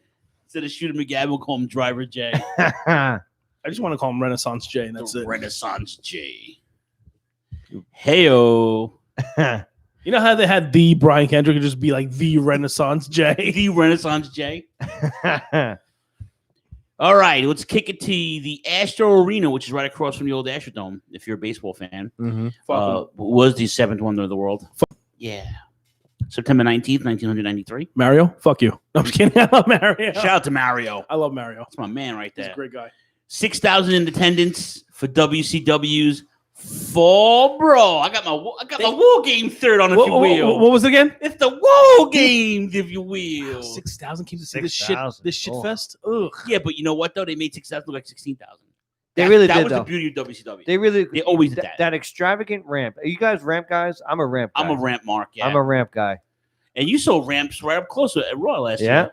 He was in awe of the ramp. I was always a fan of the ramp that was like above the crowd. Yeah. So that way the fans don't touch the fucking superstars. Fuck them. Don't touch the. My cousin Don't goes, touch the merchandise. It's a golf queef. Is it Shockmaster or Dr. Claw? Matt Squire says, Sting. Oh. Inspector Gadget. You will fall to claw. What? Cobra Commander. No. That was Destro. Gellerbeck. I'm taking Phil hostage. Take the Super Friends. Destroy them. Yes, exactly. Exactly. This is Fall Brawl. Ventura calling fans Texicans. Oh, I love it. Ventura's awful in this fucking pay-per-view. Awful? No way. Think so, Chop? Yeah. Disagree. Chop, what was the buy rate? Oh, shit. Hold on. I should have did my due diligence. Come on there. All right, fucko. Relax. Like I said, but they really did do a good job. It seemed bigger in there. Jay Woods, the Mukasans, man. Oh, yeah. I like that. Tiger Wood, y'all. Jesus Christ. Whenever I make a good point. I gotta get We see the golf swing. We see if I can find one right now. Golf sound clip. Hold up. Wait. Swing low. Swing chariot. Swing chariot. Hold on. Home 19. for the waiting home. Where Swing are you? low. Where are? Okay, it did. It did not do too well. Nah, yeah. 0.46. Wow. Well, this is post Bill Watts. This is post NWA. Yeah, post NWA. Every year there were. You got it. Do it again. One time.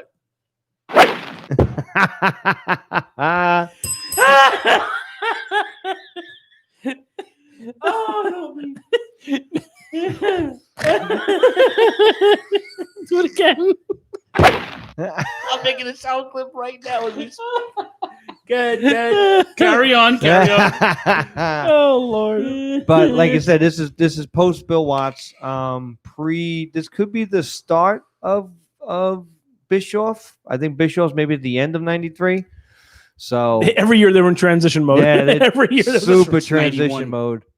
And like I said, they were still kind of adhering to some of the rules, over the top rope and whatnot. And that when Bill Watts came in, he ruined those like 91, 92. You handcuff a young Brian Pillman, who is literally a star on the rise at this point, and you take away his yeah, we don't need you. You can't fly off the top rope. It's like, what the fuck? What about a young Robbie V? He can't even do the 5-star frog splash. Yeah. Excuse me. But to me, like I said, I actually, as a whole, I really enjoyed the show. As a hole in one? As a hole in one. As a hole in one. Can you get like the ball going into the hole? A sound clip? Let me work my magic.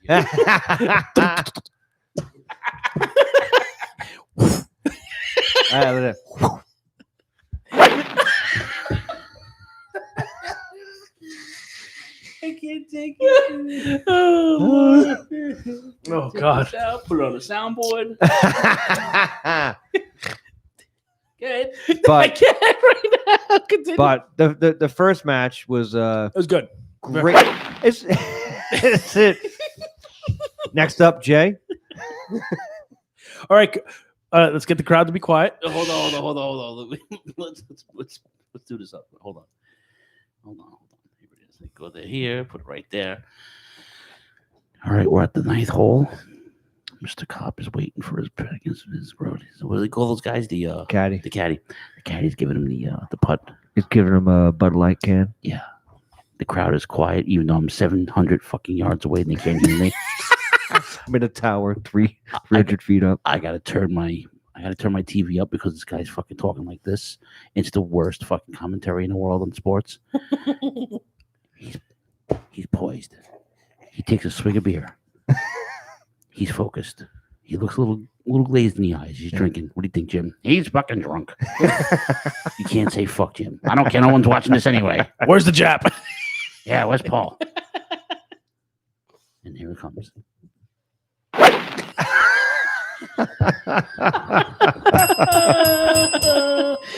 Oh Lord, I can't. This is gonna be great. Maybe on the Virtuvian Man, we should put a golf club in his hand. Could you imagine the day that Jay takes off and he's in the chat room with the rest of the mooks, and then you were like, oh, here's a sound here. Hey, Jay's in the room, and then you take a sound clip. Hey, Jay's in the room.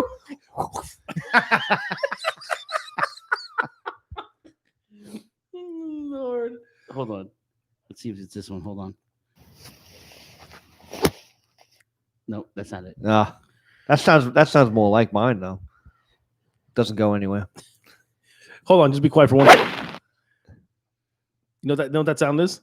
That's me not ever hitting a ball because I'm that bad at golf. We're back here at the Bud Light Open.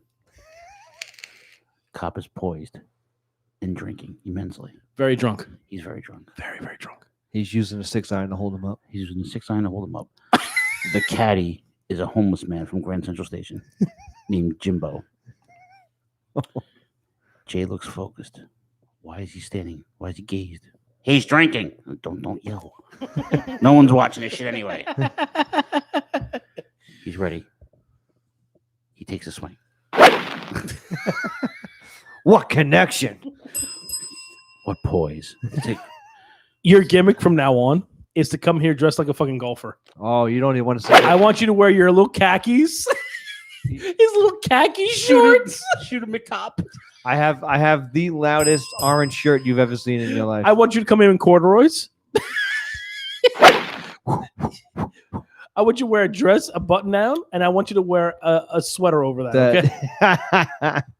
Now, what's the hat? And you got to get the hat too. I want you to look like the biggest douche I've ever seen in my life. Kerwin Cobb. Yeah. Oh, Kerwin Cobb. That's right. Yeah. But you have to dye his hair blonde. My hair's already blondish. No, it's not. No. You look like the homeless caddy from Happy Gilmore. He's poised. Anyway. So the first match, the World Television Championship. we have Ricky the Dragon Steamboat as your World Television Champion going up against Mr. Sir William Regal. We should have a list of how many matches, how many pay-per-views Steve Regal opened up. I guarantee in this era, I guarantee it's a staggering number. In 93, 94, it would probably be every one of them. Here's a question: staggering number. Who's opened more, him or Ray Ray in WCW? In 96, it was Ray Ray. Every yeah. If it wasn't Ray, it would be Juventud. Yeah, Psychosis. Psychosis. This match was really good. But the thing is, a lot of people didn't appreciate William Regal or Steve Regal, wherever you want to call him. Yeah. And it's due to the fact that for you to appreciate it, Arn said it best. To appreciate a talent like Steve Austin, you have to give him at least 20, 25, 30 minutes. Same thing with Regal. Yep. If you don't give Regal at least 20 minutes, you can't appreciate the talent that is William Regal. A lot of people never appreciated him because they thought his style was like quirky or weird. I liked William Regal. I thought he was fantastic. I mean, he could shoot if you wanted to. Just ask Goldberg in 1998 if Regal could shoot or not. And he, like you said, he was, he had that perfect thing of seriousness, but he was hilarious. And you know what's scary? He's only 25 in this fucking match. Yeah. He's young. He Jane Holmes called the Divot Kid. Squire said that.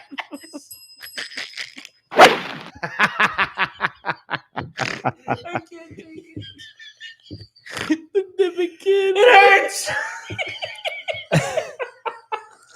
I can't take it. Oh, Lord. I need this so much tonight.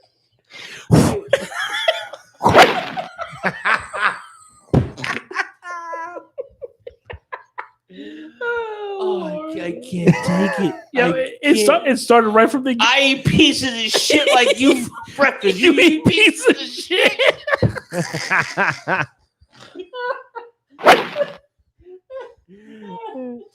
You know what we got to do, right? Well, you're not going to do it because you're not going to get up early on Saturday unless you're with the kids. I got to go to a golf. I got to watch Jay golf and record him. Oh yeah, and then play it for the show. Oh, we know it's funny. Me and my friends were talking about bringing the GoPro out. You need to do that, but so I don't have to go because it's literally just going to be. It's like, what do you got? Bud Light can? It's like, no, what are you shooting? Bud Light can? His handicap's 104. Oh yeah. You know how Happy Gilmore came out with like a hockey stick as his putter? She comes out with drumsticks. Yes. Yeah. Or a Bud Light can. Yeah. This is butter. Jay, you can't use that. No, it's okay. Shaylin, I'm not a fan of golf. No one is Shaylin except for Jay. Yep, that's right. All right, love golf. Back to Ricky. Steve, shut up, man.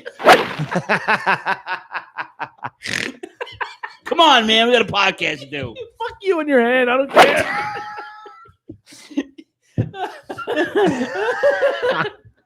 Oh Lord! But yeah, like you said, this match was excellent. To me, this was instantly as soon as I seen it, I was like, "How do you get past this match?" What about Bill Dundee as Sir William? I know. How does that work? He cracked Steamboat over the head with the umbrella. Yeah, an Australian playing a Brit. Yeah, and he was like 5'5". Yeah. Oh Lord, what a jolly good, mate. Jolly good. What a talent he was. How the hell was he over in Memphis being that short? Yo, Memphis was a hot territory. I know, dog. Memphis but- was awesome. Like you said, when I found out that was him, I was like, what? Superstar Bill Dundee. Absolutely. Yeah. Absolutely. Superstar Bill Dundee was nobody to fuck with. I'll No, tell he you was right now. not. He was not. I like I said, I loved it, and everybody, we always say Ricky Morton selling, but we should also be saying Rick Steamboat selling too, because that motherfucker can sell. He got paid to sell, man. He was a goody goody. He could sell tickets. He could sell out arenas. He could sell Yeah. soul to a slug. That dude. You know what I'm he saying? he was good. So like I said, it ended up he was going for his skin the cat move and fucking He couldn't do the injury. Yep. So yeah, and he won it with a German. Yeah. At 1703. Great match. A German suplex. Again, you got to give Regal at least 20 minutes to give you show you what he could do. I'm not.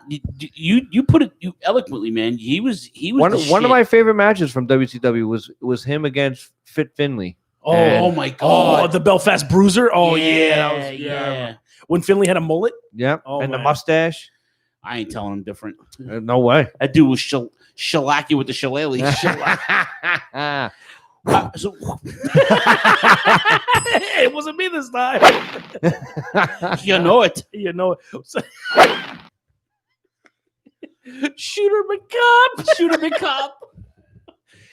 Coming to the fall, bro. Yo, every episode should be every name of episode should be involved Jay. That's it. You like this club? Sure do. You better like this club. You better like this. You like this hat? Sure do. You better like this hat. That's no lie. That's gonna be me on the course where you like this shirt? You like this swing? You better like this swing. That's no lie.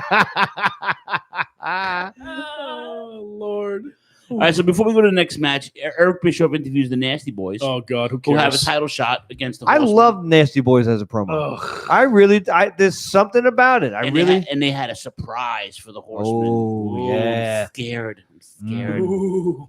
All right, your next match was a It was Sabretooth. Cowboy versus Indian match. It was Sabretooth versus fucking the Trail of Tears. Big Sky versus It was fine. I had to Google. I had to Google Big Sky. I'm like, man, why does this motherfucker look familiar? It was Sabretooth versus Apache Chief from Super Friends. Pat. No, wait, you gotta do good. Apache Chief. Hold on. Apache Chief. Apache Chief.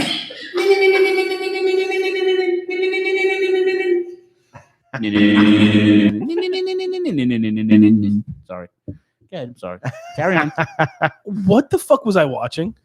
Oh, Apache Charlie Chief. Norris, what are you doing? Hey, how are ya? Hey, how are ya? Hey, how are ya? Man, he threw a fucking mean scissor kick. Charlie Norris was a fucking. Wait, what? He threw a mean fucking scissor kick. You mean a tomahawk kick? That's racist. What are you talking about? What? You know what that is? Fucking bullshit. Anyway, Big Sky. Big Sky, Sabretooth. Sabretooth. I knew. I looked at it, I was like, man, that motherfucker looks Tyler familiar. Maine. Yeah. He did the best decision he ever did was go to fucking movies and That's become right. Sabretooth, and that was it. And he was Michael Myers. Yes, and, he was. And Rob Zombie's. Rob Zombie's a Halloween. He was Michael Myers. You're Yep. correct. So Charlie Norris gets the bicycle kick win.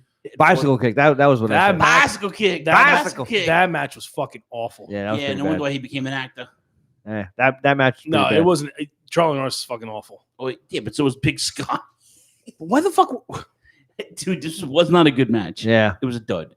Why did I wait? How many minutes was 6-7 minutes in this match of my life that I'll never get back? Yeah, no, I think it was like five. Yeah, now, at least. part of me wanted to make an audio clip of this next segment. Yeah, but I'm glad we didn't. We didn't because A, we would not be finishing this podcast tonight. We'd be getting kicked off. Right, and we'd get reported more. And B, Chop would probably hack up his food because he doesn't like mentally challenged people.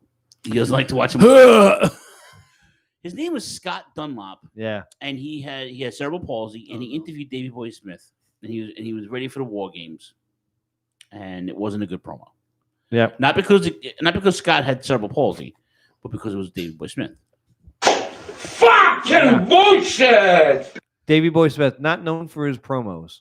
Yeah, I don't to actually talk properly. I mean, you would think with this, it's bad when the kid with cerebral palsy makes better sense than fucking you. You know what I'm saying? He does. I mean, maybe. Well, doesn't his sister have like cerebral palsy as well? Who? David Boy's sister had. I think so. Yeah. Oh, She has a cerebral palsy. That's probably why he wanted the kid to. Oh, now I feel bad. I thought you try. You normally get dry heaves when you see shit like this. You get sick when you watched it. I made sure I didn't eat anything while I was watching. That's what I thought. Anyway, all right, fair enough. I've actually gotten better. Good for you, bro. I've been seeking counseling. I've been playing a little bit of golf, some here and there. Oh, you've been playing golf, huh? Fucking lunatic. I play mini golf, not regular golf. Oh, you don't have the driver for that. No, I just putt. You just put it to the hippopotamus' mouth. I got into the window. Wait. I got really. It just made me think of something. Oh no! Please It just do. made me think of something.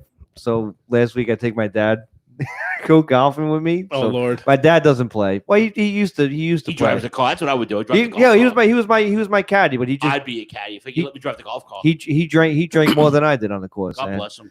And so he's sitting there looking at me. I was like, Dad, what should I use? He goes, well, son, you're talking to a Tiger Woods 04 champ over here. Tiger Woods says he wants to be a golfer than I am. I was like, wait, what? And he goes, son, I made like $25 million in that game. He goes, I'd use a 3-iron. I was like, I don't have a fucking 3-iron. He goes, I don't know what to use then. Who was that drunk dude that used to play all the time? John Daly. Still Yeah, plays, yeah. It's you. Yeah. Oh, yeah. He's like John Daly. except it's Jay Daly. Jay Daly.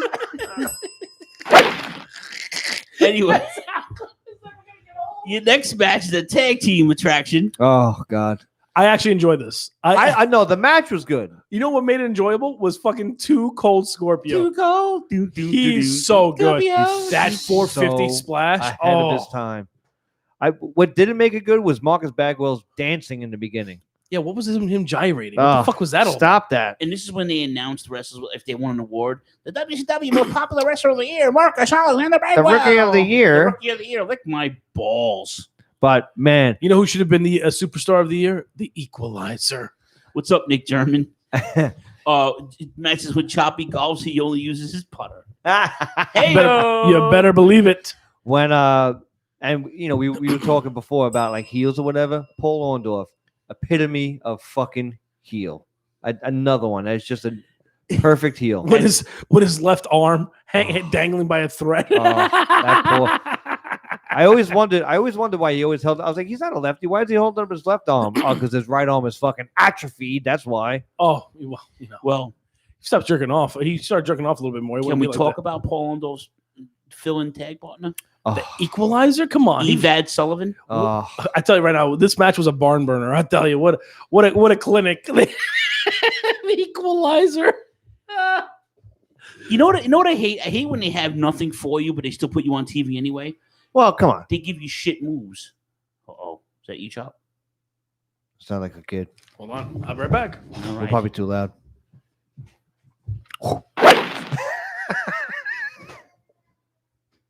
Oh boy.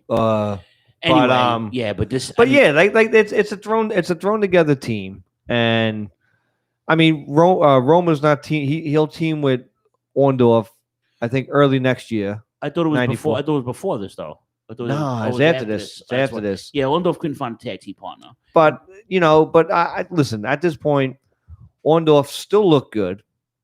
I mean, right arm noticeably smaller than the left, but he was still able to get it done in the ring. He was recently a TV champion before this, so Yeah. I mean, he was still in. Listen, I'm a Paul Orndorff mark. He was my favorite wrestler before I discovered NWA. Yeah. So like, I can't. I'll never say anything bad. And then No. and then I met him last year. Yeah. He was probably my favorite wrestler and my favorite opponent of Hogan's.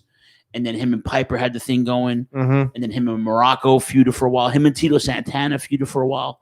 So I have nothing. I love Paul. Oh, so same here. And he was he was a good territory guy before he even got to the E. He was a regional champion in some places. Yeah. He was like, I think he was. I think Florida champion. they announced it. Oh no, I'm thinking of the Clash of Champions. They announced it when he lost the TV belt to Steamboat.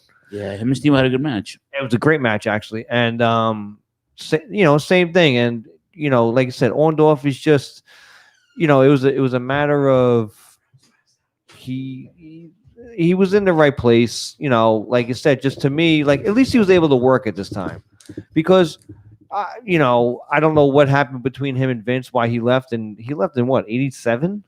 Who, Orndorff? Yeah, no, a little after that. Like he teamed up. He was in the Survivor Series in '88. He was on Hogan's team. He was a face. Oh, Remember okay. Hogan, him, Yes, Demolition, yes. Kempatera. Yeah, that's right. But like I said, he ends up leaving the E. I know he does the stint with UWF and He feuded with Dr. Death, and UWF. You know, but I was glad in the night. It's funny. So when I think of like 90s WCW during this time, you know, the blue and yellow ropes and everything, like Paul Orndorff is one of the top 3 guys. TV I think champ, of. yeah. He's one of the top 3 guys. And it's funny because I think of him and Paul Roman, pretty wonderful as a team. And they were a good team. They were a good team. They were a very good team. And like I said, Orndorff. But what are you doing with the Equalizer? Like you have this. You don't have anybody else in the fucking background. That's definitely not him, dude. That was just throwing a team together so they could put on Scorpio and Bagwell over. And not for nothing. Obviously the 450. You know, it went almost 11 minutes. First of all, yeah. Match was okay. Match was good. But what saved it for me was fucking Scorpio. Scorpio just saved, and Orndorff too. Even Scorpio whiffing the fucking drop kick to Orndorff. He whiffed the drop kick. Yeah. It was very noticeable too. Well, Orndorff, to his credit, still took the bump regardless. Oh, because he's Mr. Wonderful. Yeah. That's why he's Mr. Wonderful. All right, so they win at 10 minutes and 46 seconds. Dude, could you imagine? It dragged a little bit though. Could you imagine though? Scorpio at 250 doing a 450 splash. Yeah, it was fucking great. Oh. So then Eric Bischoff interviews Lord Steven Regal about winning the TV title. This I didn't care for. Regal said he and Sir William are heading to England to be congratulated by the Queen. And when Bischoff brought up him cheating, he called himself a gentleman. If you can't trust him, who can you trust? This is true. Fucking Brits. Fucking Brits. Goddamn limey Brits.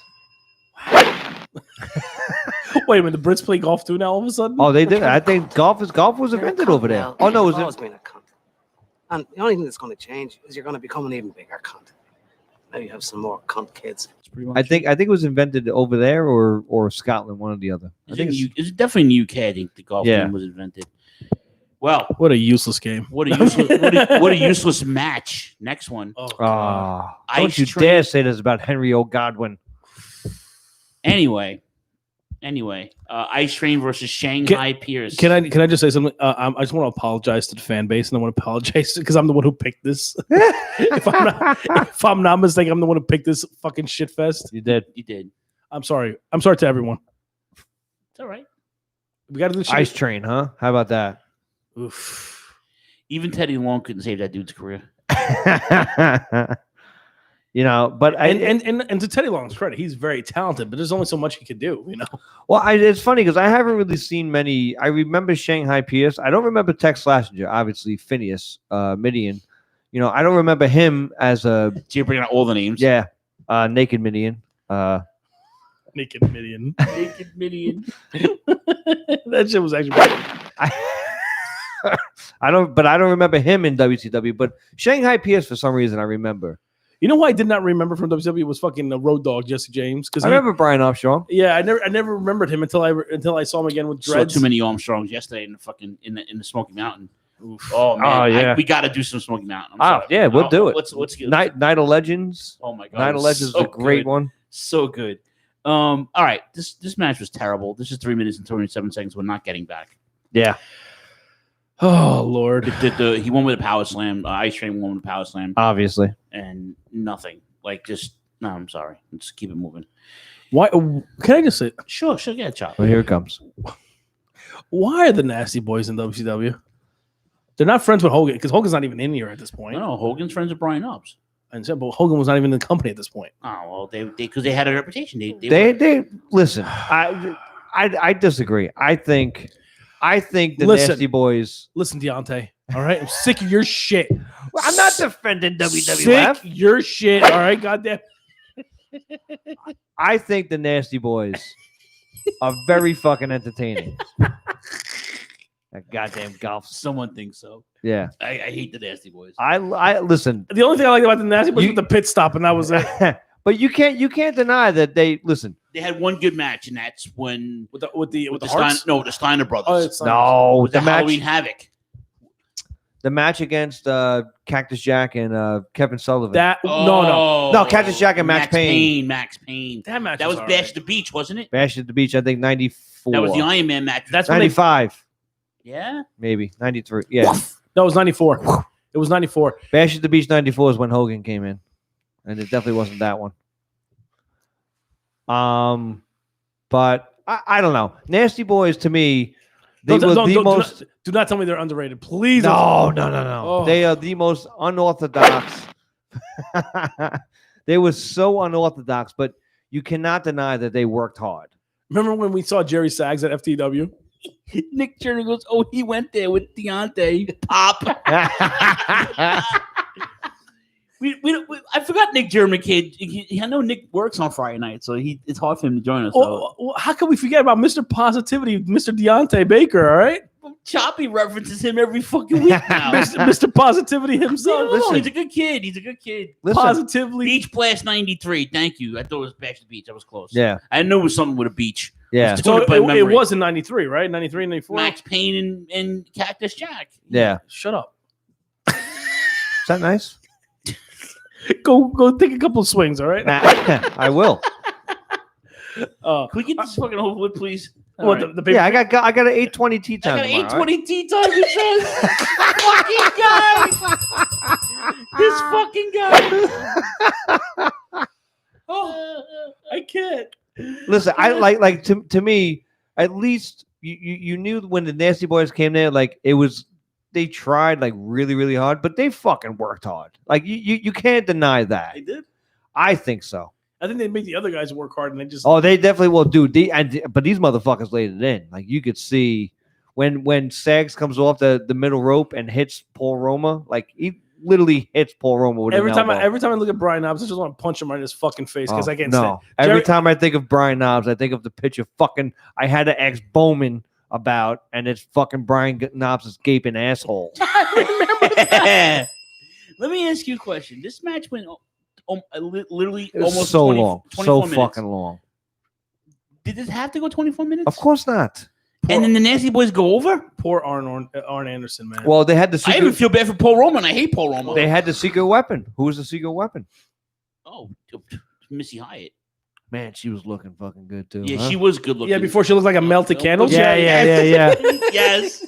She looks terrible now. I feel so. Now she does like those World War II, like Oh my! Those Civil War replays. Yeah, she looks like she cosplays. You know, she dresses up as a candle in the fucking in the hut. she has like the little string on top. Yeah, of her. exactly. Oh, that's great. Little wax candle gimmick. But fucking terrible, man. Yeah, like I said, this match should have been cut in half. The Nasty Boys suck. I don't know. They do, Jay. They suck. Sucks in a hard word. I think they were entertaining. I am that's where I'm sick gonna- of your shit, That's where Deontay. I'm- Hold on a second. So you enjoyed this match? It should have been cut in half. You think? Yeah, it should have been cut in half. I lost 20 minutes of my life with this match. You picked this fucking pay-per-view. I know. You did. This is your fault. Yeah, but I didn't pick to play golf tomorrow morning, okay? I did. This is true. Keep the clip, it won't end. I'm so happy I got that. All right. Now, this for ma- my favorite match of the night.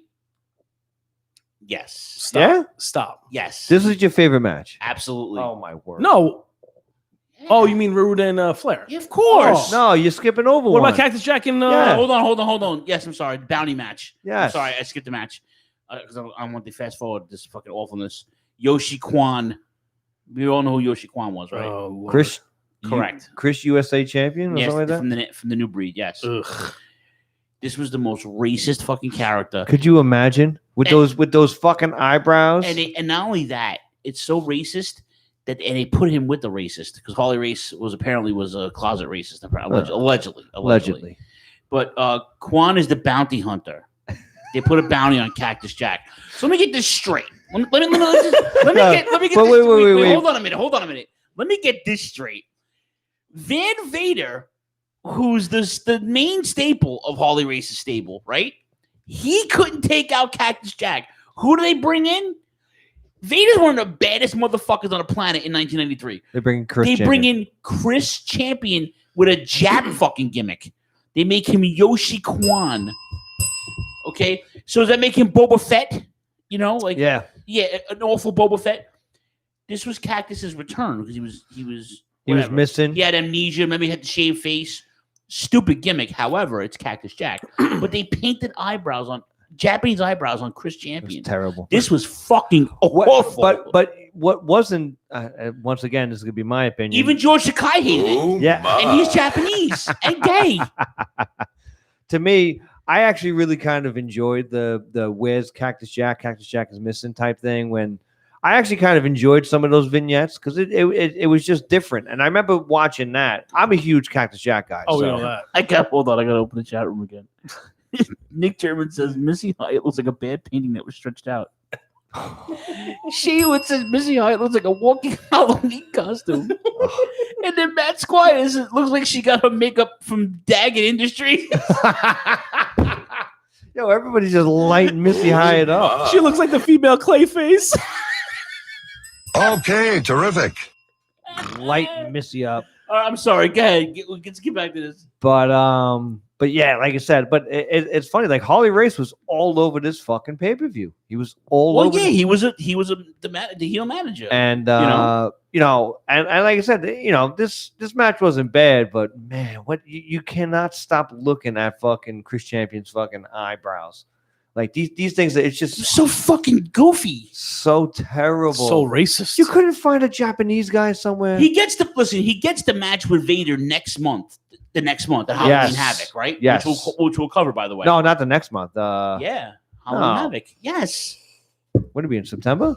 Yeah. Are we in September? Really? Yeah, I have no idea. Well, we won't be covering it next month because we just picked this one because we're doing Halloween Havoc 1990. 1990. We're not doing it 93. 93. We can slam it in. We can. We might as well actually keep some continuity. I'm with it. All right. Listen, this is 3 minutes 38 seconds. I'm not getting back. The next match was fucking phenomenal. Let's set this up. Keep in mind, Rick Rude was trying to make the moves on Fifi. Putting a face on his tights. It's brilliant. He pulled the Cheryl Roberts. How about the fact that WCW is like fucking Nostradamus and is like, I'm going to take your woman, Rick. And meanwhile, like, 15, 18 years later, on his fourth marriage, he marries fucking Fifi. Yeah. So he's right. He's Mr. Renaissance man. He is right about this. Survey says. Survey says. Okay. Can we finally agree? Can we debate? We debated about this last week. Is the WCW International World Heavyweight title a world heavyweight? No, it's not. It's not. No. I listen. I want to. Because how many people had it? 3? How many people had it? 3? Rude, Flair, and Sting. 3. Okay. I want to because Rick Rude held it. I want to acknowledge it because he had it. But to me, it's not. It's I love it because it's big gold. It's the big gold belt. But it wasn't Vader at this time was the world heavyweight champion. To me, like you can't. It's like the same thing with like, I don't know. I even disagree sometimes with having 2 heavyweight, the SmackDown champ and the fucking red belt. To me, it doesn't make fucking sense. Have one fucking champion, let them go to both shows. That's what makes sense to me. But anyway, to me, Vader was the champion. I think I like this belt. It created great matches, and especially Rick Rude fucking held his belt. And he to me, he's the epitome. When you think of the WCW International title, who do you think of? Flair. I think of Rick Rude. I jump right to Rick Rude. So there's no. I'm sorry, I can't acknowledge it. Yeah. I listen. This match though, it was good. It went over a half hour. Yes, right. I liked it. There's not many things wrong with the match. Not even the finish. Even though Rude cheated, it just goes to show that these two guys didn't need anything. No, they had so much chemistry. They did. Even though Rude did the whole tights thing, and he, Flair is the face allegedly, which is weird. Yes, I always hated Flair as the face, even though he did all right once in a while with it. I can't get behind it. However, this was chemistry personified. This might be one of the best Flair matches I've ever seen, or Rude matches, I should say, because both guys worked. Like there was no downtime. Both guys knew where to go, where to be at.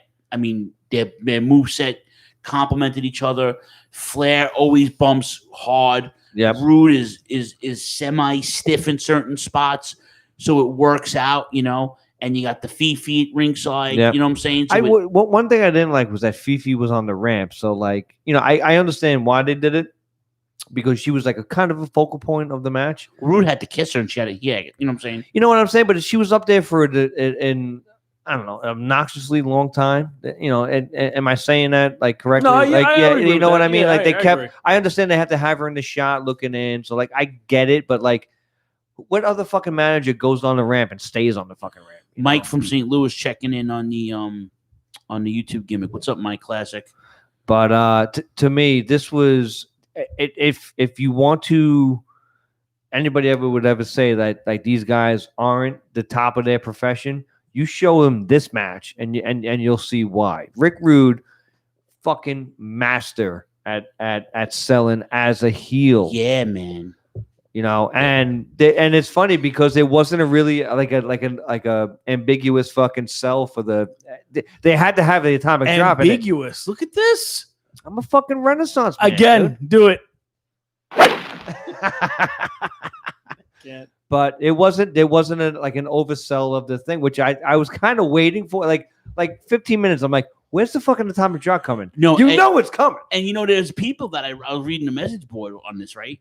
People like this was a boring match. Like sometimes these matches breeze by, but I'm bored. Listen, if you're bored watching this, you're a fucking tool bag. Yeah. Especially in 1993 when it was a lot of this shit was hokey. You had these two fucking studs, and Flair was in his 40s at that point. You know. What the? You found it? Yeah, that's not a sound I hear often. Wait. You do that sound? And then?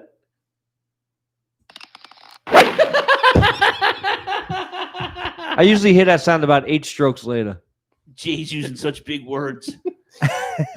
Yeah, Rick Rude did sell to the atomic drop. Was awesome because he's Rick fucking Rude. I follow some guy who does the best on Twitter, who does all the greatest atomic drops that Rick Rude has taken. It's the best thing on Twitter. Yeah. Aside from the fact there's a guy who does the greatest Mongo McMichael moments. Oh, that's WrestleBotch? Yes. It's Mongo Mondays. Fuck that so guy. funny. It's so hilarious. Mongo was terrible. Even at delivering like a regular Halliburton case shot, he was still. Let me tell you something, baby. This is gonna be a good match here. No, with your rat dog, you should kill yourself. Sorry. Remember it was him. Remember him and fucking who did he tag with against the Horsemen? He tagged with Kevin Green. Kevin Green. Yeah. Kevin Green was a better worker than he was. Yeah, Kevin Green went to the power plant before he did though. One of the greatest things I've seen from that was him. Davey Boy Smith's drinking a cup of coffee, and all of a sudden, like I guess apparently they were feuding. So Mongo goes, "Don't you drink coffee when a man's talking to you?" And he slaps the coffee out of his hand. Mongo was awful. He was a tough. He was a great football player. Terrible fucking wrestler. Terrible wrestler. Terrible wrestler. All right, but anyway, but get back to Flair. To me, this match was just the epitome of like, and then you know, Ole always said it's like, it's the same fucking match. You know, Ric Flair always had the same match. Everybody, this wasn't your quintessential Ric Flair match. You know, obviously because he was a babyface. You know, for the main thing, but it wasn't the whole Ric Flair taking a lot of the heat and everything. Like this was a back and forth match, and like you said, I would even probably say it's probably more of a quintessential Rick Rude match because Rick Rude's a master at selling as a heel, but he's also a master at giving offense and cheating when it's necessary. When it's necessary, not an overabundance of it, you know. And to me, I love this match. Have you noticed there's been a consistent trend every week? We've been talking about how Rick Rude, how good he is. It's been like the last few couple weeks. weeks. Yeah, it's been consistent. I think it's in the pipeline where we do a Rick Rude fantasy. I had a Ravishing Rick Rude T-shirt. It was damaged. I have to get a new one now. Yeah, I think we should. I gotta get one. We should all just get one. Yeah. Matching Rick Rude shirts for picture purposes only. Yeah, so he wins with the foreign object. 30 minutes, 47 seconds. International object. I'm thank sorry, international object win the international title. What kind of international object were we talking here? you. It was an international It was object. an international golf club. Yeah. All right. This is okay. The next match has to be the worst War Games ever created. This definitely was the worst. It has to and be. I'm a War Games mark. I hated this match. This match was terrible. I forgot why Animal was even part of this. Was he bored? I guess. I have no idea. Davey Boy Smith, Dustin Rhodes, the Shockmaster, and Sting versus Harlem Heat, Sid Vicious, and Vader. And now keep in mind, people, it's Cole and Kane, not Booker and Stevie Ray. They're brand new, though. Yeah. They are. They just came from the Ebony Express. But you can just see the greatness in this team so early on. I tell you, Booker T was talking a lot of shit for a new guy. Yeah. It's pretty cool. Yeah. Colonel Rob Parker. And well.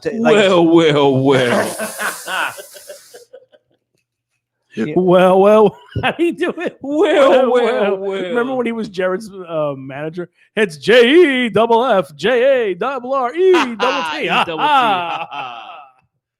Oh man, sorry. Yeah, like I said, this match. I mean, they were talking about Dustin Rhodes. Teddy C. Lee. That's what it was. Sorry. Dustin Rhodes had, he got jumped by Kane and Cole on Saturday night prior. I think it was the eve. I think it was right before the pay-per-view. I think someone just tagged Choppy in something on Facebook. I can't wait to see it. Anyway, and so he's coming out. So they will, and then you got to remember, it's Road Warrior Animal is, they were just coming back from. I think Road Warrior Animal still had the back injury or whatever, but he was still coming out to like no, I don't want to say no reaction, but a mild reaction, I guess would be fair to say. This on paper, without the Shockmaster, obviously, on paper this looks good, right? Yes, it does. Right, it's appealing, it sells. But after seeing the Shockmaster fuck up and all other stuff, the ending was so. It was terrible. It was fucking. It was terrible. terrible. I mean, listen. Where do I start? Well, the commentators they predicted hilariously that fucking he was going to dive in and break the cage. Yeah, because he fell. That was pretty fucking funny.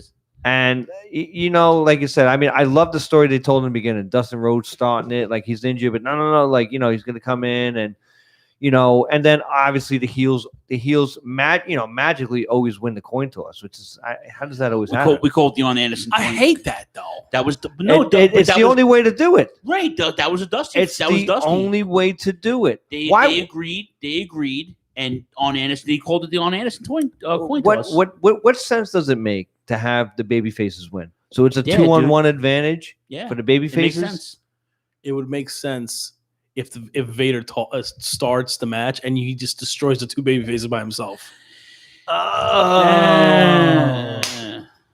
See the man, he thinks he's not Renaissance man, but he thinks he just got owned right there. No estilo Santana. Sorry. Yeah, but I mean, okay, you have Vader, right?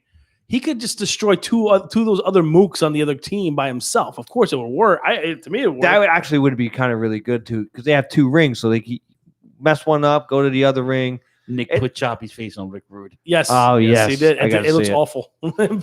He's stealing Squire's gimmick. He would have fucking perm. But put you so glow. Put you so glow.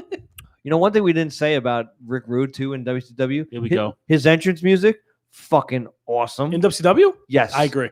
Fucking awesome. Is it better? It's probably better than WWF's theme. Yeah, I agree. The fake Aretha Franklin singing. Yeah, it was pretty dope.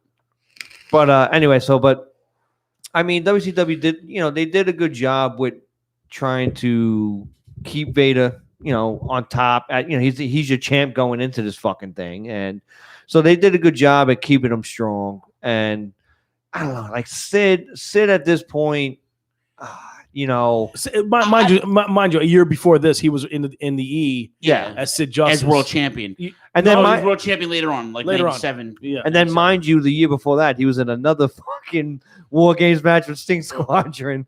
I'm not mad at that.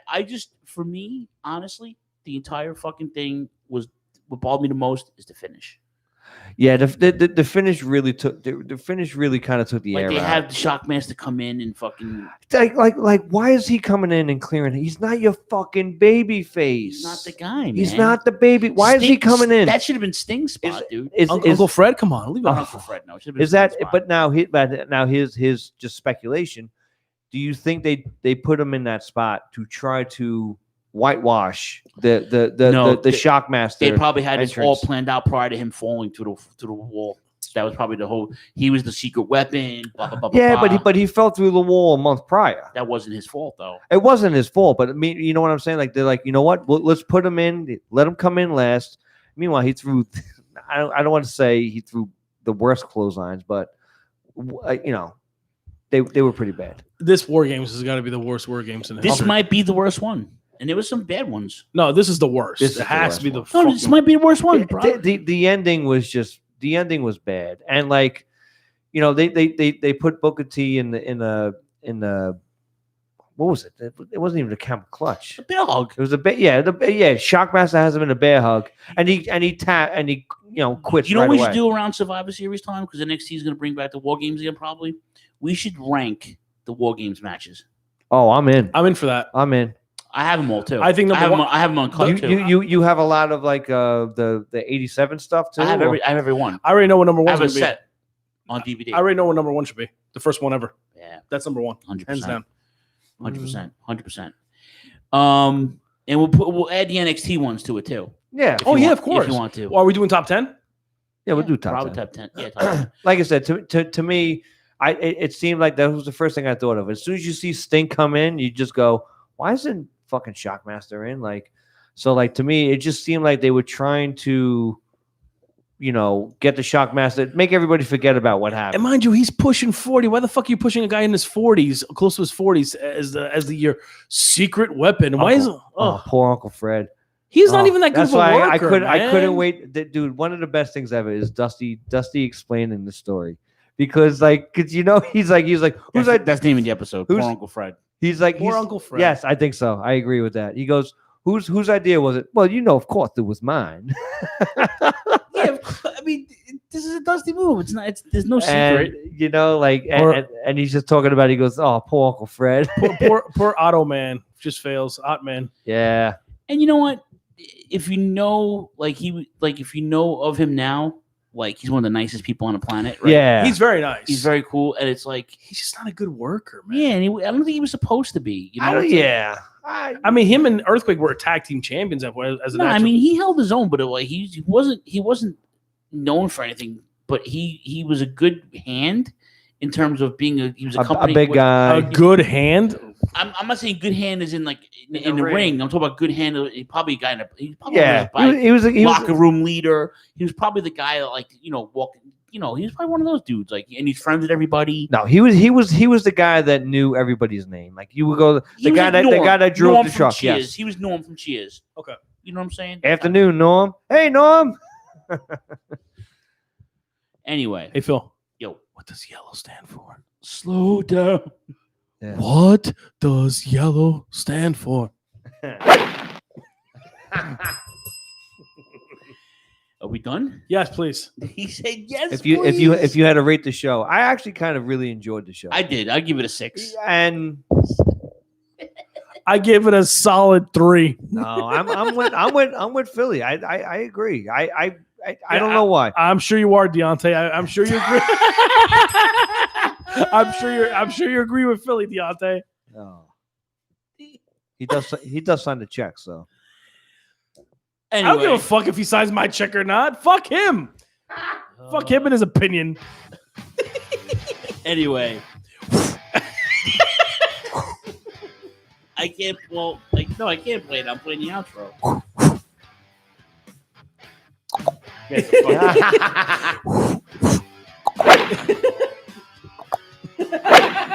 Anyway, you guys all know the social media handles.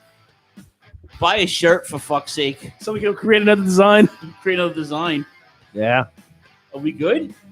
Yeah, I think great show. All right. So we'll see you next week, kids.